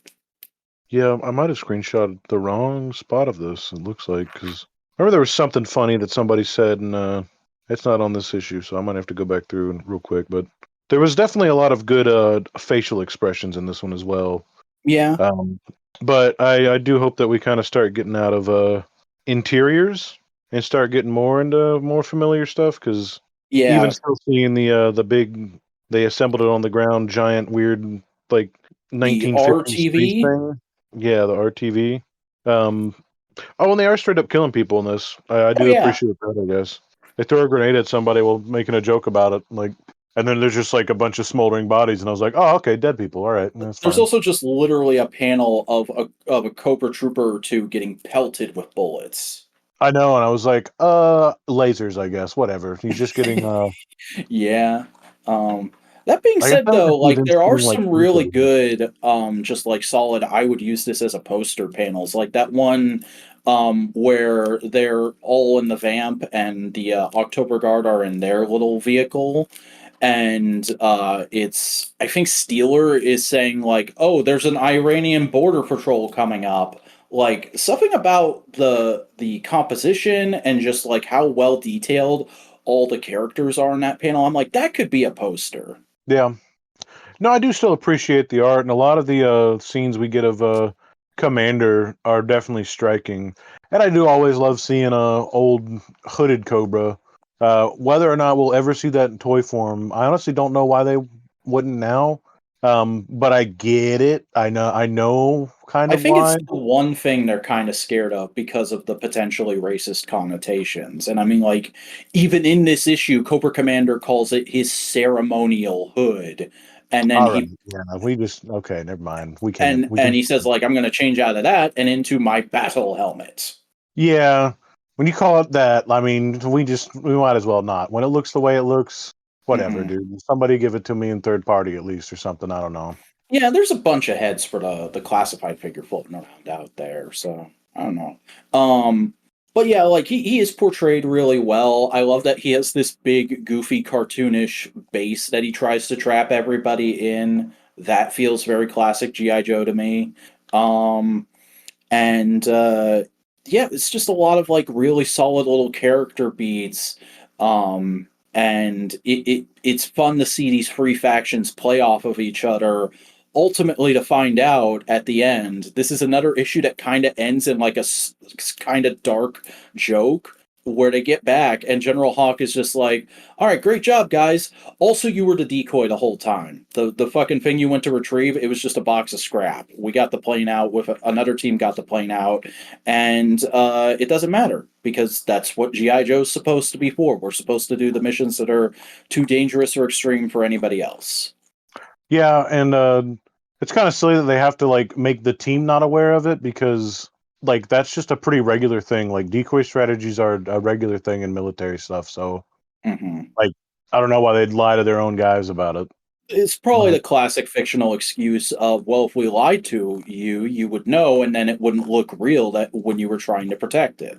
yeah, it's probably just more of like it's a comic about some cartoon shit, and of course they're not gonna take it that seriously. But I think it does feel like they might be pushing towards more classic Sunbow stuff, and Mhm. it would be interesting to see how the rest of it pans out. Although that being said, they do still like push the will they won't they with Steeler, Clutch and Scarlet in this. There's a single panel where they're all loading up to infiltrate the base, and Clutch is like, "Hey Scarlet, you wanna touch up your makeup in my mirror?" And she's like, "Fuck off. There's nobody that's worth impressing out here." Yeah, and see that's funny to bring that up too because that was one of the things they mentioned about the retro Scarlet is that they didn't put on too much makeup because they're like, well, she's going into battle, so Hmm. that's like, I yeah, I think they said she has like a slight touch of blush and eyeshadow, but it's like barely noticeable. yeah. But yeah, overall, I thought this was a really good issue. Nice wrap up to this two-part story. Maybe just a little yikes in a few places here and there, but nothing that's like makes this unreadable now to me. Yeah. What do they call the Joes? Like Joe Skavinsky's or something? Amerikinskis or something like I mean, that. yeah, that's so fucking stupid. That's because we say Ruski, I guess, or at that Yeah. time they did. Yeah, and I think the idea is like, oh, they're trying to throw it back at us like as a jokey thing, but it is just a little awkward. Especially when there's also like a whole misunderstanding of somebody references Georgia and then they start arguing about like which Georgia is the real Georgia or something like that. Because there's a Georgia in Russia, I think. Yeah, but that's also silly because there's way more than that. There's more Georgias in America than there are in most other places, and most other places have a Georgia too. Yeah. This is it's kind of awkward 1980s writing, but whatever. Yeah, I mean, so be it. We can't overanalyze anything too much, even though that's what we're trying to do, but not to that extent. It's Yeah. unnecessary. It's fun. Mhm. It's a good, solid story that is very much of its time, which I think we've said a couple times before, but you know what? Continues to be true. Um, but yeah, that's all we have to say about our featured issue. Let's move on to some recent purchases and maybe a little bit of new media. Um, I literally only got one figure from each brand this month, so um, why don't I talk about one of them, and then you can talk about anything you got from that brand, and then we'll do the same for the other one. That sounds perfectly fine. All right, so I guess I'll go with the one that I'd been waiting a minute to get because you sent me a Cosmos you found at Ross. Oh. And I don't know. I remember back when this figure got revealed, I was a little like, I don't know if I need him. Cosmos isn't one of my favorite characters, and I was fine with that old Generations figure, and I don't even have that anymore. And like, there's nothing particularly impressive about this from the photos. And then there was the whole controversy around him being one per case and super hard to find, and I was like, well, I'm just not even gonna fucking touch that with a 10-foot pole. But then this opportunity came up, and I was like, yeah, you know what? I've heard good things about him. Might as well. And he's a really solid little deluxe. I think the only problem I have with him is just like one of the transformation joints is a little loose on mine. Tends to come off if I am a little too rough with him. But other than that, the vehicle mode is exactly what you expect from this character. It's just a big little friggin' UFO. Um, Flying saucer, like 1940s, 50s, fat middle flying saucer for sure. yeah. And then the robot mode is just a really solid little robot action figure. I will say one thing I definitely like about it compared to that Generations Legends class figure, I think it was, is the plate that the head is on sort of flips around from the inside of the figure rather than you having to pull it up. Which I know is just a symptom of them trying to get all the slidey joints out recently because those are breakable. But I remember because the like helmet of the head on that Generations figure was painted red, and I chipped the paint off of that thing like the first or second time I transformed it, and there's just no way to do that. Plus, the articulation is just really, really solid. All the tolerances are there. You can get them into some fun little poses. The flag is a neat accessory. I did take one fun shot where he's like having conducting a minicon race.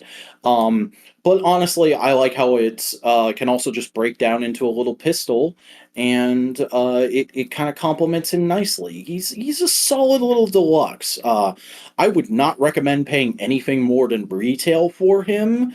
Uh, but if you can get him for retail or for the Ross liquidation price, definitely go and grab him if you have any kind of inclination towards the character. You know, I just realized I don't know where mine is. Hmm. I don't know where my little UFO boy is. Up here. That's mildly concerning. I'll have to figure that out today. Hmm. It's Well, the main. interesting. Oh, go Okay. ahead. No. You go ahead. It's interesting to hear you make those comments about his articulation because my largest complaint about him was his arms not being able to properly pose. Just because it was a little loose on mine.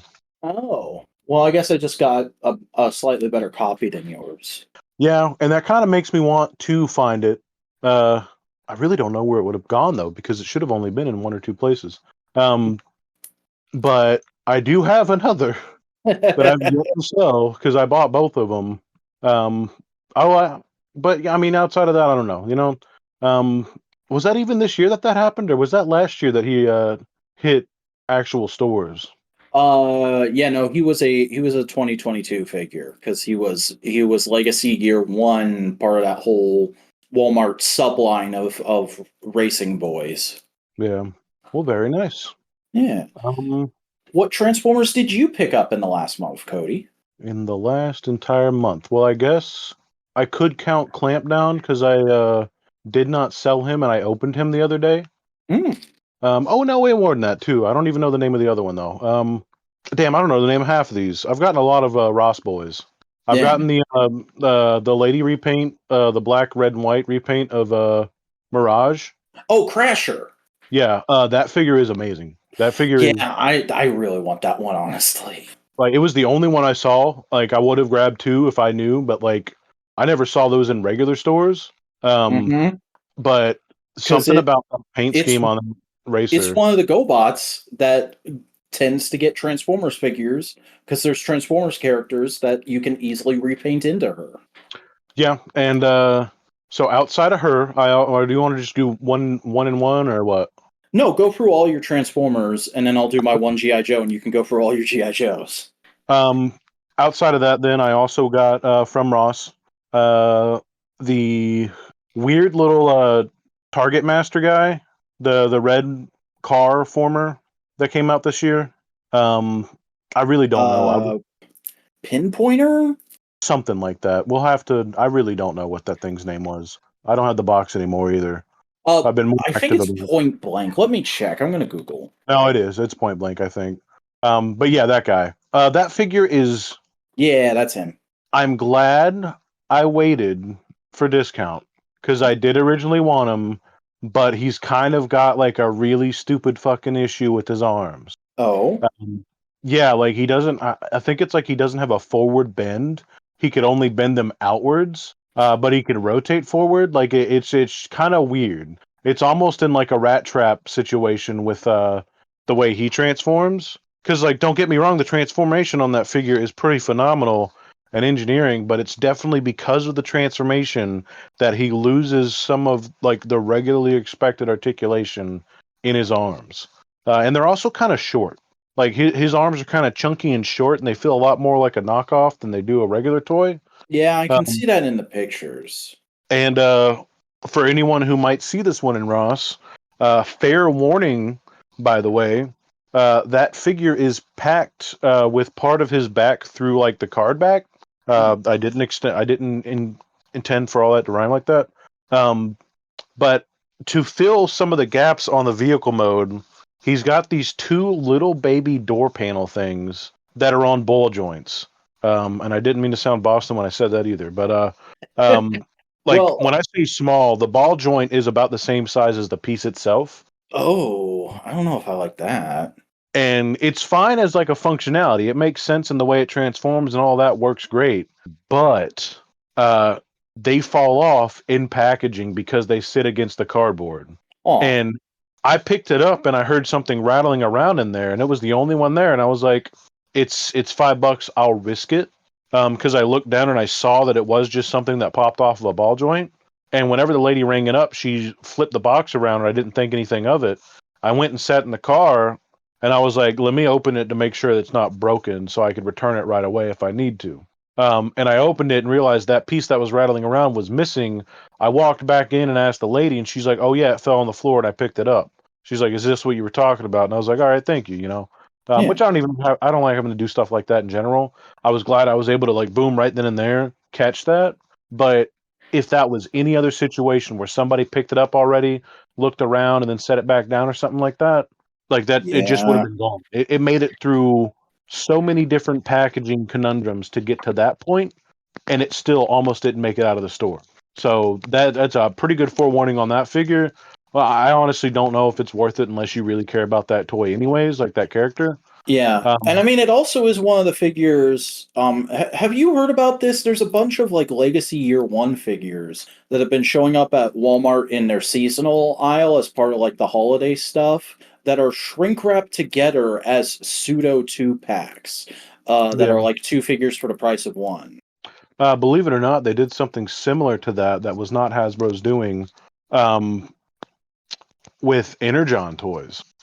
I used to see like all those Energon toys attached together in special packaging for two Oh packs. yeah, I remember that actually. Which I think is cool. But yeah, I mean, I don't think that figure's too much worth it in that way. I wish I chose him over Skullgrin, and that was a mistake because I actually wanted Skullgrin still. So I don't regret getting him because again, like $5, who cares? Like I spend more than that on coffee sometimes, so like I really do not care. Um, it's cool in car mode though. Like the car mode is perfect. So I think that if if you're one of the rare people who like Transformers to have really good car modes because you care about that, um, then that might work out for you, and that's why it still kind of works for me. Um, but I mean, you're just not going to be busting out too many crazy poses with them. And outside of him, am I missing anybody? Clampdown was really cool. Clampdown and Crasher or whatever were both Speedia 5 Screedia figures or whatever. Yeah, Walmart exclusive, but stupid names because we can't make things simple. And what it really means, what I've learned now, that second wave is premium paint jobs. Because let me tell you, that paint job on Clampdown on that basic ass white ass figure that looks boring as shit it makes it fucking worth it. And I think it might be the best version of that mold that I own now. Just like Crasher with that beautiful paint job, like it really is glossy and popping and everything it needs to be. Let me take a glance around. Is there anybody else I'm missing outside of that? didn't you Um, say in Boingo's server that you got someone recently? yeah, I was making sure there wasn't anybody else to mention Okay. outside of that one. Let me double check what that guy's name even is because I don't think I know what it actually is. One moment. Let me go to my orders. And his name is Legacy United Deluxe Infernac. Okay. Yeah. Now, Infernac is one of the new rock, not Rock Lord, but Rock whatever, but it is actually a Rock Lord, Soulless Machine, Armorizer, one of the Izers. Um, it might be great. It might be perfect. It is every bit as good at its feature as Crash Bar is. And the little extra rock bits that do turn into armor parts, like he does completely disassemble, and you could do a lot. Like you could do a lot of fun stuff with them. The way the feet work are kind of crazy. It articulates like a beauty. He's got ball jointed wrists, so not only does he have wrist swivels, Is he but the gray guy that turns into like a truck? yeah. Okay, I think there might be something wrong with the listing you ordered him from, because I'm looking at him on Amazon right now and it says his name is Magnius. And it says that on the box too. Oh, Infernac Universe Magnius. There you go. Oh yeah, okay, because these fuckers come from like an alternate universe or whatever. Yeah, because they couldn't do the GoBots thing, so they had to tie it to like a random bullshit thing from one of the episodes of the cartoon. Um, but yeah, anyways, the whole idea of this, I guess, is it's supposed to be like a soulless drone. Um, and like they're meant to just be used as like armor pieces and stuff like that for the regular bots. Um, but I don't give a shit about any of that. He just looks like one of the coolest like ideas for a transformer that I've seen in a while. Like rock cars is just silly and wild to me. Yeah. He reminds me of the storm chaser vehicles that they use to drive through tornadoes. Mm. Um, but the like his articulated feet, because he still has like fully articulated like forward, backward, left, right ankles. Um, the front of the shin is attached to the actual like articulation of the foot, and that comes forward off of the legs, and those legs turn into the truck bed. So when you remove that piece, he actually gets a bed as opposed to having like the topper that's flush with the top of the truck. So and it does that because it transforms and kind of like fills out his battle hammer, because he comes with like a little pickaxe that you could put those pieces on to make a battle hammer.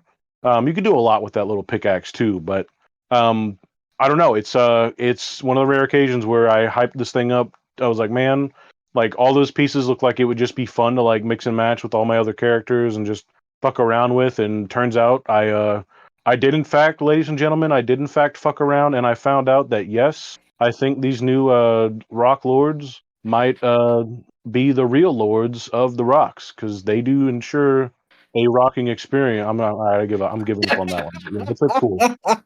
That's wonderful, man. I'm glad you like him that much because he does look really cool. It's just, my own brain ticks hold me back from buying stuff like this because it's not a character I know. But Yeah, the and fact like, that, don't blame me for that, because it really is something wild. But like, the other but thing it's a is, really cool concept too. I'm gonna take a lot of pictures of them today, because you would like, for something that's essentially black and gray, you'd be like, yeah, sure, that's probably just, there's not a lot of paint on there, right? Nah, dog, there's way too much paint on this fucking thing. Like there's paint on the pieces that come off of him. Um, Really? I his assume I eyes, assumed it was all colored plastic. no, not at all, which is kind of mind blowing. Like, really. You know what else he doesn't have, which is a first, is he doesn't have ports in his feet. It's not an issue. There's a reason for it, and I'm fine with it. But it's just pretty interesting to see it done the way it was. I was kind of Yeah. hoping that his feet could turn into like a little claw, which you can kind of get something like that going with the front of the truck, because he's got like a truck battle mode where you take the topper off of the bed, and like it just juts out of the front of the vehicle, and it does look pretty cool, like a battering ram. Yeah, I think I saw Um, pictures of that. but yeah, I'll show you what his head sculpt looks like, because the head sculpt might be alone enough to like make you be like, maybe I will, It is a because it good looks looking head. really, It looks very like 2000s cartoon character. I don't know how else to describe it. yeah, it's definitely got some hit in there. It is a dare I say 10 out of 10 on my side for like some of these robots. It is every bit as articulated and as quality as Crash Bar, minus like a really good articulated ball joint for his head. Nice. But yeah, All right. Well, if that's it for your Transformers, shall I talk about the one GI Joe I got this month? yeah. So I picked up General Hawk. I actually found him at Target while I was looking for something else. Um, and he's probably going to end up being my last G.I. Joe of the year just because, like, there's not a ton else out that I really want right now, and I need money for Christmas presents. But he's interesting. Because, like, it is very much the look for General Hawk I want. That V2 look of him is my mind's eye of the character. But the execution of this figure has some interesting quirks to it. I mean, for one, it has so much paint on it. They did a lot of work to, like, weather the jacket and make it look realistic and pick out all the little, like, pins and badges and pouches on it. Um, He's got like this nice little touch of gray in his hair that I appreciate. Um, and the accessories are pretty good. Like all the guns he comes with are well done, but they're just cast in or in black plastic. So there's not much exciting about them on their own, and it is a little difficult to pose him with the non pistol guns. But it's not impossible. And then the goggles, it's weird because like people have been saying you can do the same trick with him that people did with Dusty, and it never worked on my Dusty. Of you put the goggles that go on his head underneath to make the helmet stay on better because it makes the durometer wider, and then you can just rest the regular goggles on top of the helmet like it's supposed to be in the original sculpt. Um, and neither of those things worked on my Dusty back in the day, which is why Dusty was, or back in the day, it was like a few months ago, but Dusty was such a letdown for me.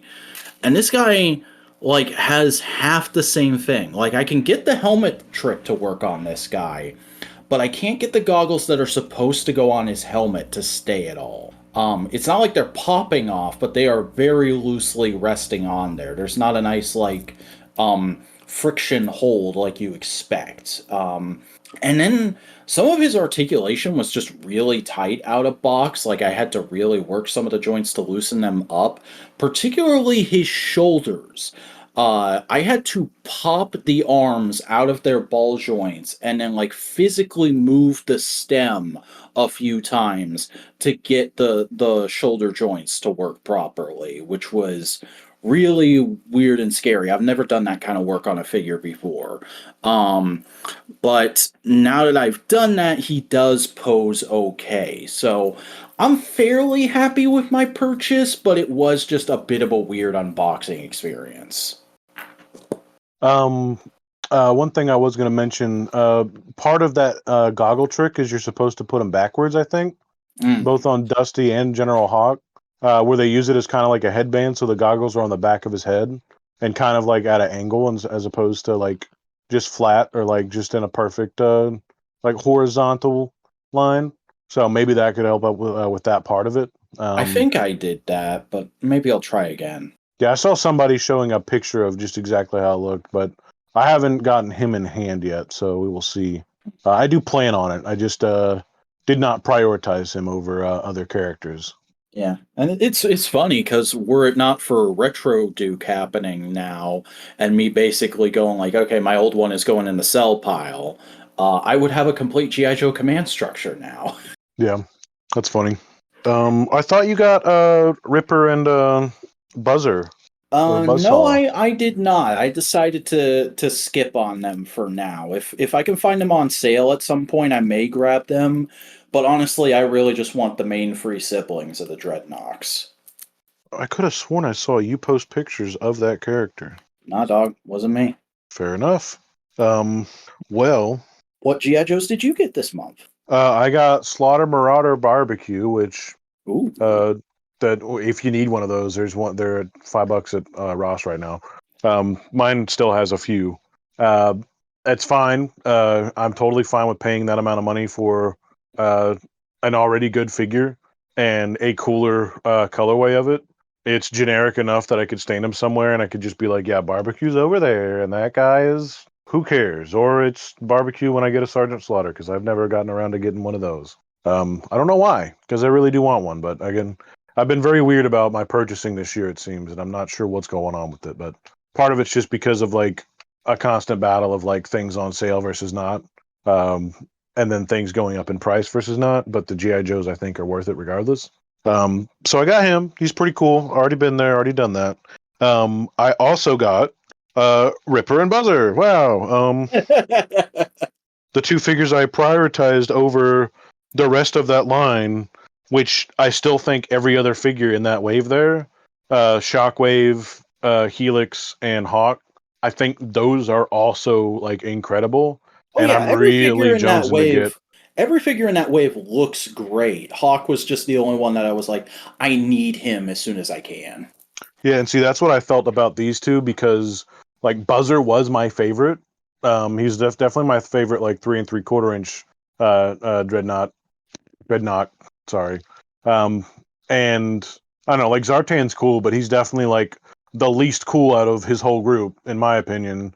Because one of the guys has the jaws of life, and the other guy is a fucking buzzsaw. And the extra accessories they came packed with, like the baseball bat battle axe, and then the weird like mace chain axe thing that looks like somebody made it in their backyard. Like those things are pretty great. The actual like chainsaw Buzzer comes with is phenomenal. Right. Honestly, like just messing around with those figures and like their arms are kind of perfect and they really just do articulate and pose right out of the box. It doesn't feel like you got to work anything too crazily. The only complaint about Chainsaw Man there is his cool goggles. They made them removable, but there is no real function as to attaching them. It's a pair of like welding glasses. It's not actually like goggles. Hmm. So they kind of just sit on his face. And there's little divots that look like it's meant to go into the groove of the hair and fit behind his ear, but they kind of don't. And they Oh, do that just barely sucks. fit to his face. So like you pretty much got to pose his face where you want it and then fiddle with his fucking glasses for like 15 minutes. That's It unfortunate. yeah, I don't think it detracts from the overall thing, like the overall like design of the figure because he does have phenomenal face printing and everything like that too. It just takes like some extra doing to get the goggles to sit back up right because as soon as you touch his face, it like any part of his face you touch pretty much goes along the line of like the side and front of his face. So it'll Hmm. just instantly like displace the little glasses there. And as far as Ripper goes, uh, which we did talk a little bit about earlier. He does have some pretty incredible printing in his eye. He's got like a little like custom thing in there. Huh. He's got like a fake eye underneath his goggles, and like it's sad because his glasses. He also has removable glasses. He's got like pit viper glasses, and they're perfect. Like there's you can raise them up on his face, lower them on his face, do whatever. Like just does whatever you want with that. And his weapon is a little less cool than a chainsaw, but at the same time, it's got a lot more moving parts. Both have really good paint, and he also comes with an actual rifle and everything like that. But I think both of these characters are just phenomenal for me. Like they're exactly what I wanted, with the minor detraction of those goggles on old Mister Buzz Aldrin. But I don't know. Like outside of that, I think I'm just very happy with them. Um, Nice. I don't think I got any other GI Joes this month. Those or the last month and some change here. No, I don't think I did.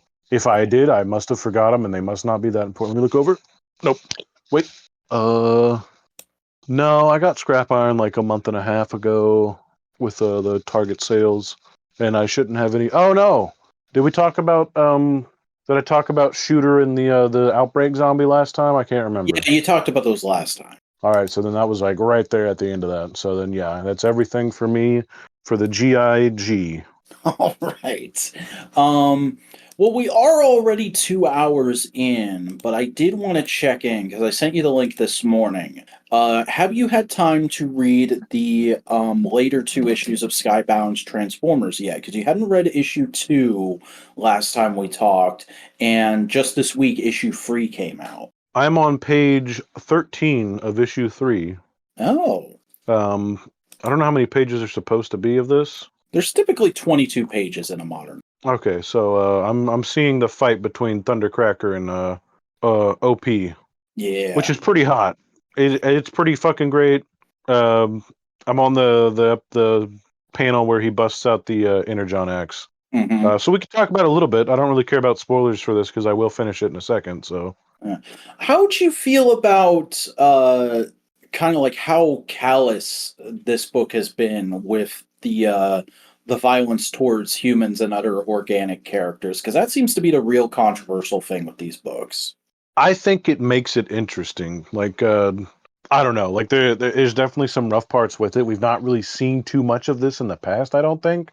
I've It's never not really driven. something Transformers really focuses on, is how they could just easily kill humans, but it is one of those things that seems to always be floating there. Yeah, I always appreciate the the martyrness, or the not martyrdom quite, but like how like the Autobots are just like doing whatever they can to not let these people get hurt, and they're just like fuck you too, and they're just like ripping them apart. I mean, Thundercracker kicks a person, Mm-hmm. which like they show is just like him going Well, somewhere like. Starscream straight up splats somebody like a fly in issue 2. And I don't know what would be worse, because Thundercracker kicking somebody would be like the equivalent of like Oh, in the that's gonna Incredible cave your Hulk. entire rib cage in. No, I mean you're dead, because the amount of weight from that leg and that like moving, it would be the exact same thing as when the Hulk like kicked uh A-bomb before he turned, or Abomination before he turned into that tree.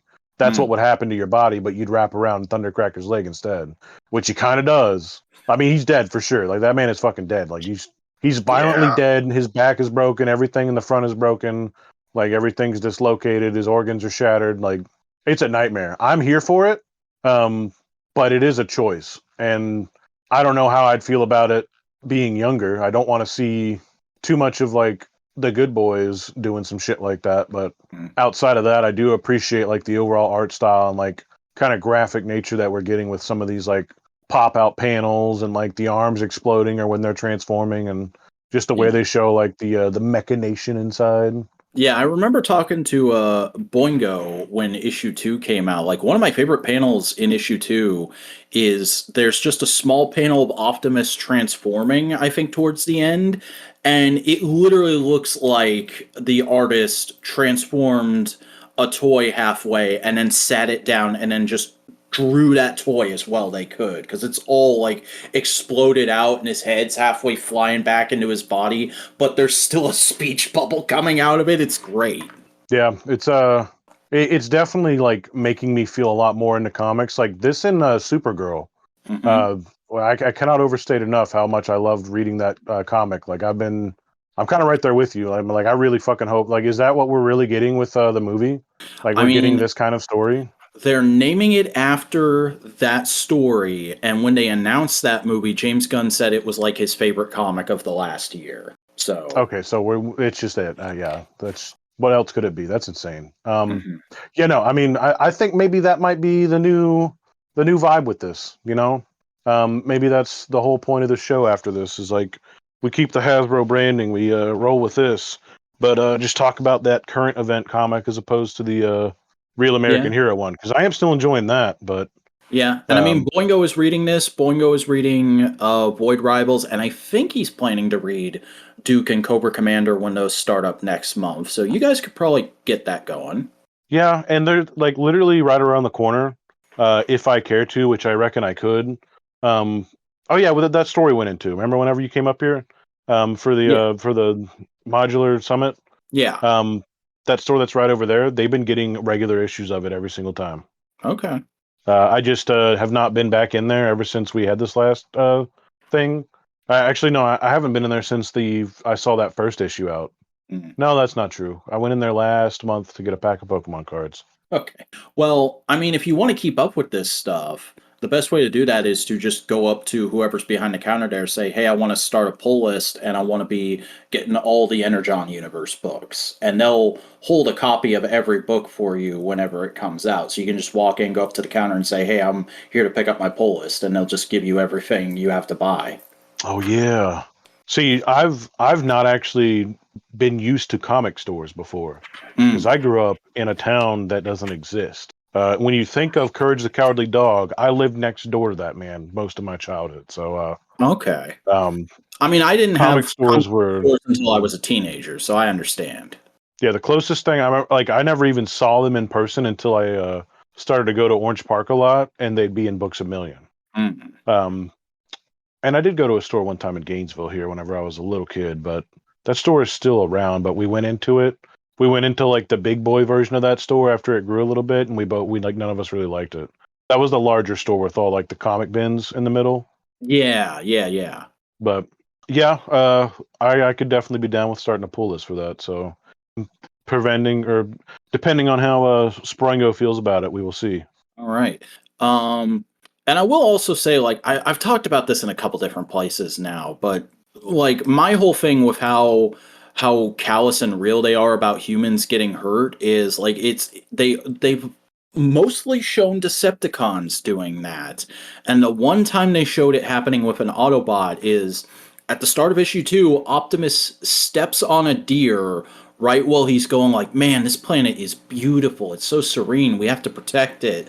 And then he fucks up and he realizes like, oh, this planet is beautiful, but it's fragile. And it like immediately reminds you of exactly the kind of character Optimus Prime is. So I really appreciated that moment. It's like it might be my favorite moment in the book so far, actually. Yeah, I remember seeing that come out and like see pictures of it, and just from like the shot alone, it was immediately conveyed with like how they drew him after that immediate panel after, of like the caution, shock, concern, horror, like, and mind you, like he's got a faceplate, but like they got the body language down in that like static image, and I Yeah. like they're definitely cooking, like they're cooking on full blast, and we got gas, acetylene torches, and all kinds of shit, like. They came to cook, and I don't think they're stopping because, like, yeah, man, nothing makes somebody look more evil than it's like, oh, those guys don't give a shit. They're like, we are squishy, and they're gonna show us. Like, Yeah. And it's not even just like the way the Decepticons are treating the humans. There's a scene in issue 3 where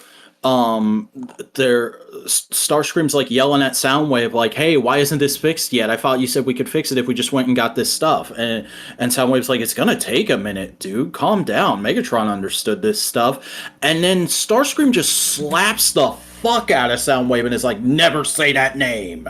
I really appreciated Thundercracker in this issue where like that girl's protecting Cliffjumper, and he's like, "You're really gonna stand in the way?" He's like, "Cool," and I'm just like, Yeah. "Damn, like I, get fucked."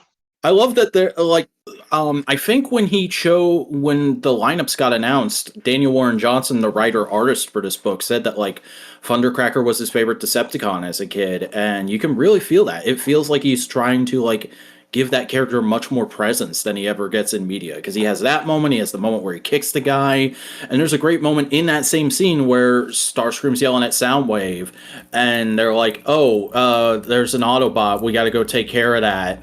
And Starscream just yells at Skywarp, and there's this great little panel of Skywarp drinking out of like an Energon sippy cup, and he's just like, "What now? I was trying to relax, damn it."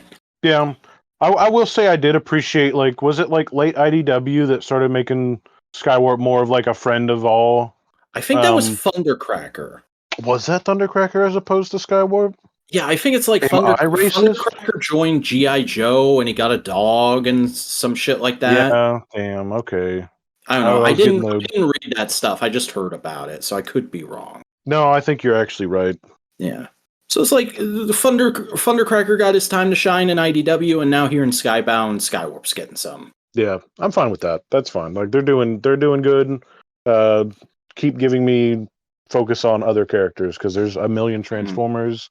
We don't need to see the same lineup 13 million times. Yeah, more of fleshing out these characters, more of the big dramatic moments, more of Optimus Prime doing wrestling moves on Decepticons. Because I forget who it is. There's somebody that he does a fucking Death Valley driver to in issue 3, and that was friggin' insane. Or no, it is Skywarp. I'm looking at that right now. Yeah, oh, that's great. So yeah, Skybound Transformers is cooking. Toys wise, Transformers and GI Joe both be cooking. We got some stuff going on, and it doesn't make me feel too bad about leaving because I feel like everything's kind of in good hands right now. No, and nothing is permanent, and there's no. It's not like you're quitting a job. You're just stopping doing a thing. Yeah, And while I know you will be moving forward, I think all will be for the good. And I also expect to see you on some of these eventually, maybe as a guest or anything else. Or, I mean, you're gonna fucking come on here and talk about your tidal wave, whether you like it or not. So I don't really know what you're thinking about. So. and I mean, like even outside of these, like it's not like I'm leaving the modular sphere. I'm still going to talk to you, Buster, and Boingo all the time. It's just Yeah. I don't want to record my thoughts anymore. You know. No, and I also am fine with trying to make myself get on. See, like, well, we don't have to get into that part of this right now, but yes, Yeah. I think it'll be good, and I think maybe focusing on this part of it for moving forward might work out. I might still dabble with the GI Joe stuff a little bit, but we'll see. We might change it up a little bit. Who knows? Yeah. I think there's a need for it though, because I do still love my GI Hos. All right, well, let's go ahead and close up the show then. So, first and foremost, Cody, why don't you tell people where they can find you out there on the internet? My name is Cody Lee Snowcone83, and you could find me on Instagram at never_robot. You can find me on most game consoles with Snowcone83 as the handle. Um, and outside of that, you could also find me here and there and everywhere else. But if you want to see pictures of strange things throughout my life and the toys that I pick up and some cool shots that I try to make of those, never_robot's going to be the number one place in your one-stop shop for my slightly addictive habits. Yeah. And for at least 4 more weeks, I am the Vacuuminator. You can find me on YouTube at the Vacuuminator. I also have an Instagram at the_Vacuuminator, and I've got a lot of other stuff that's all linked down in the video description. It's negligible to say what will still exist come January of next year. But for right now, go check out that stuff. Enjoy my last few videos if you wish. And I think that's going to do it for this episode and this last edition of this version of Saturday Morning Panels. So until this show next returns in whatever form that may take, remember, till all are one, no one is half the battle.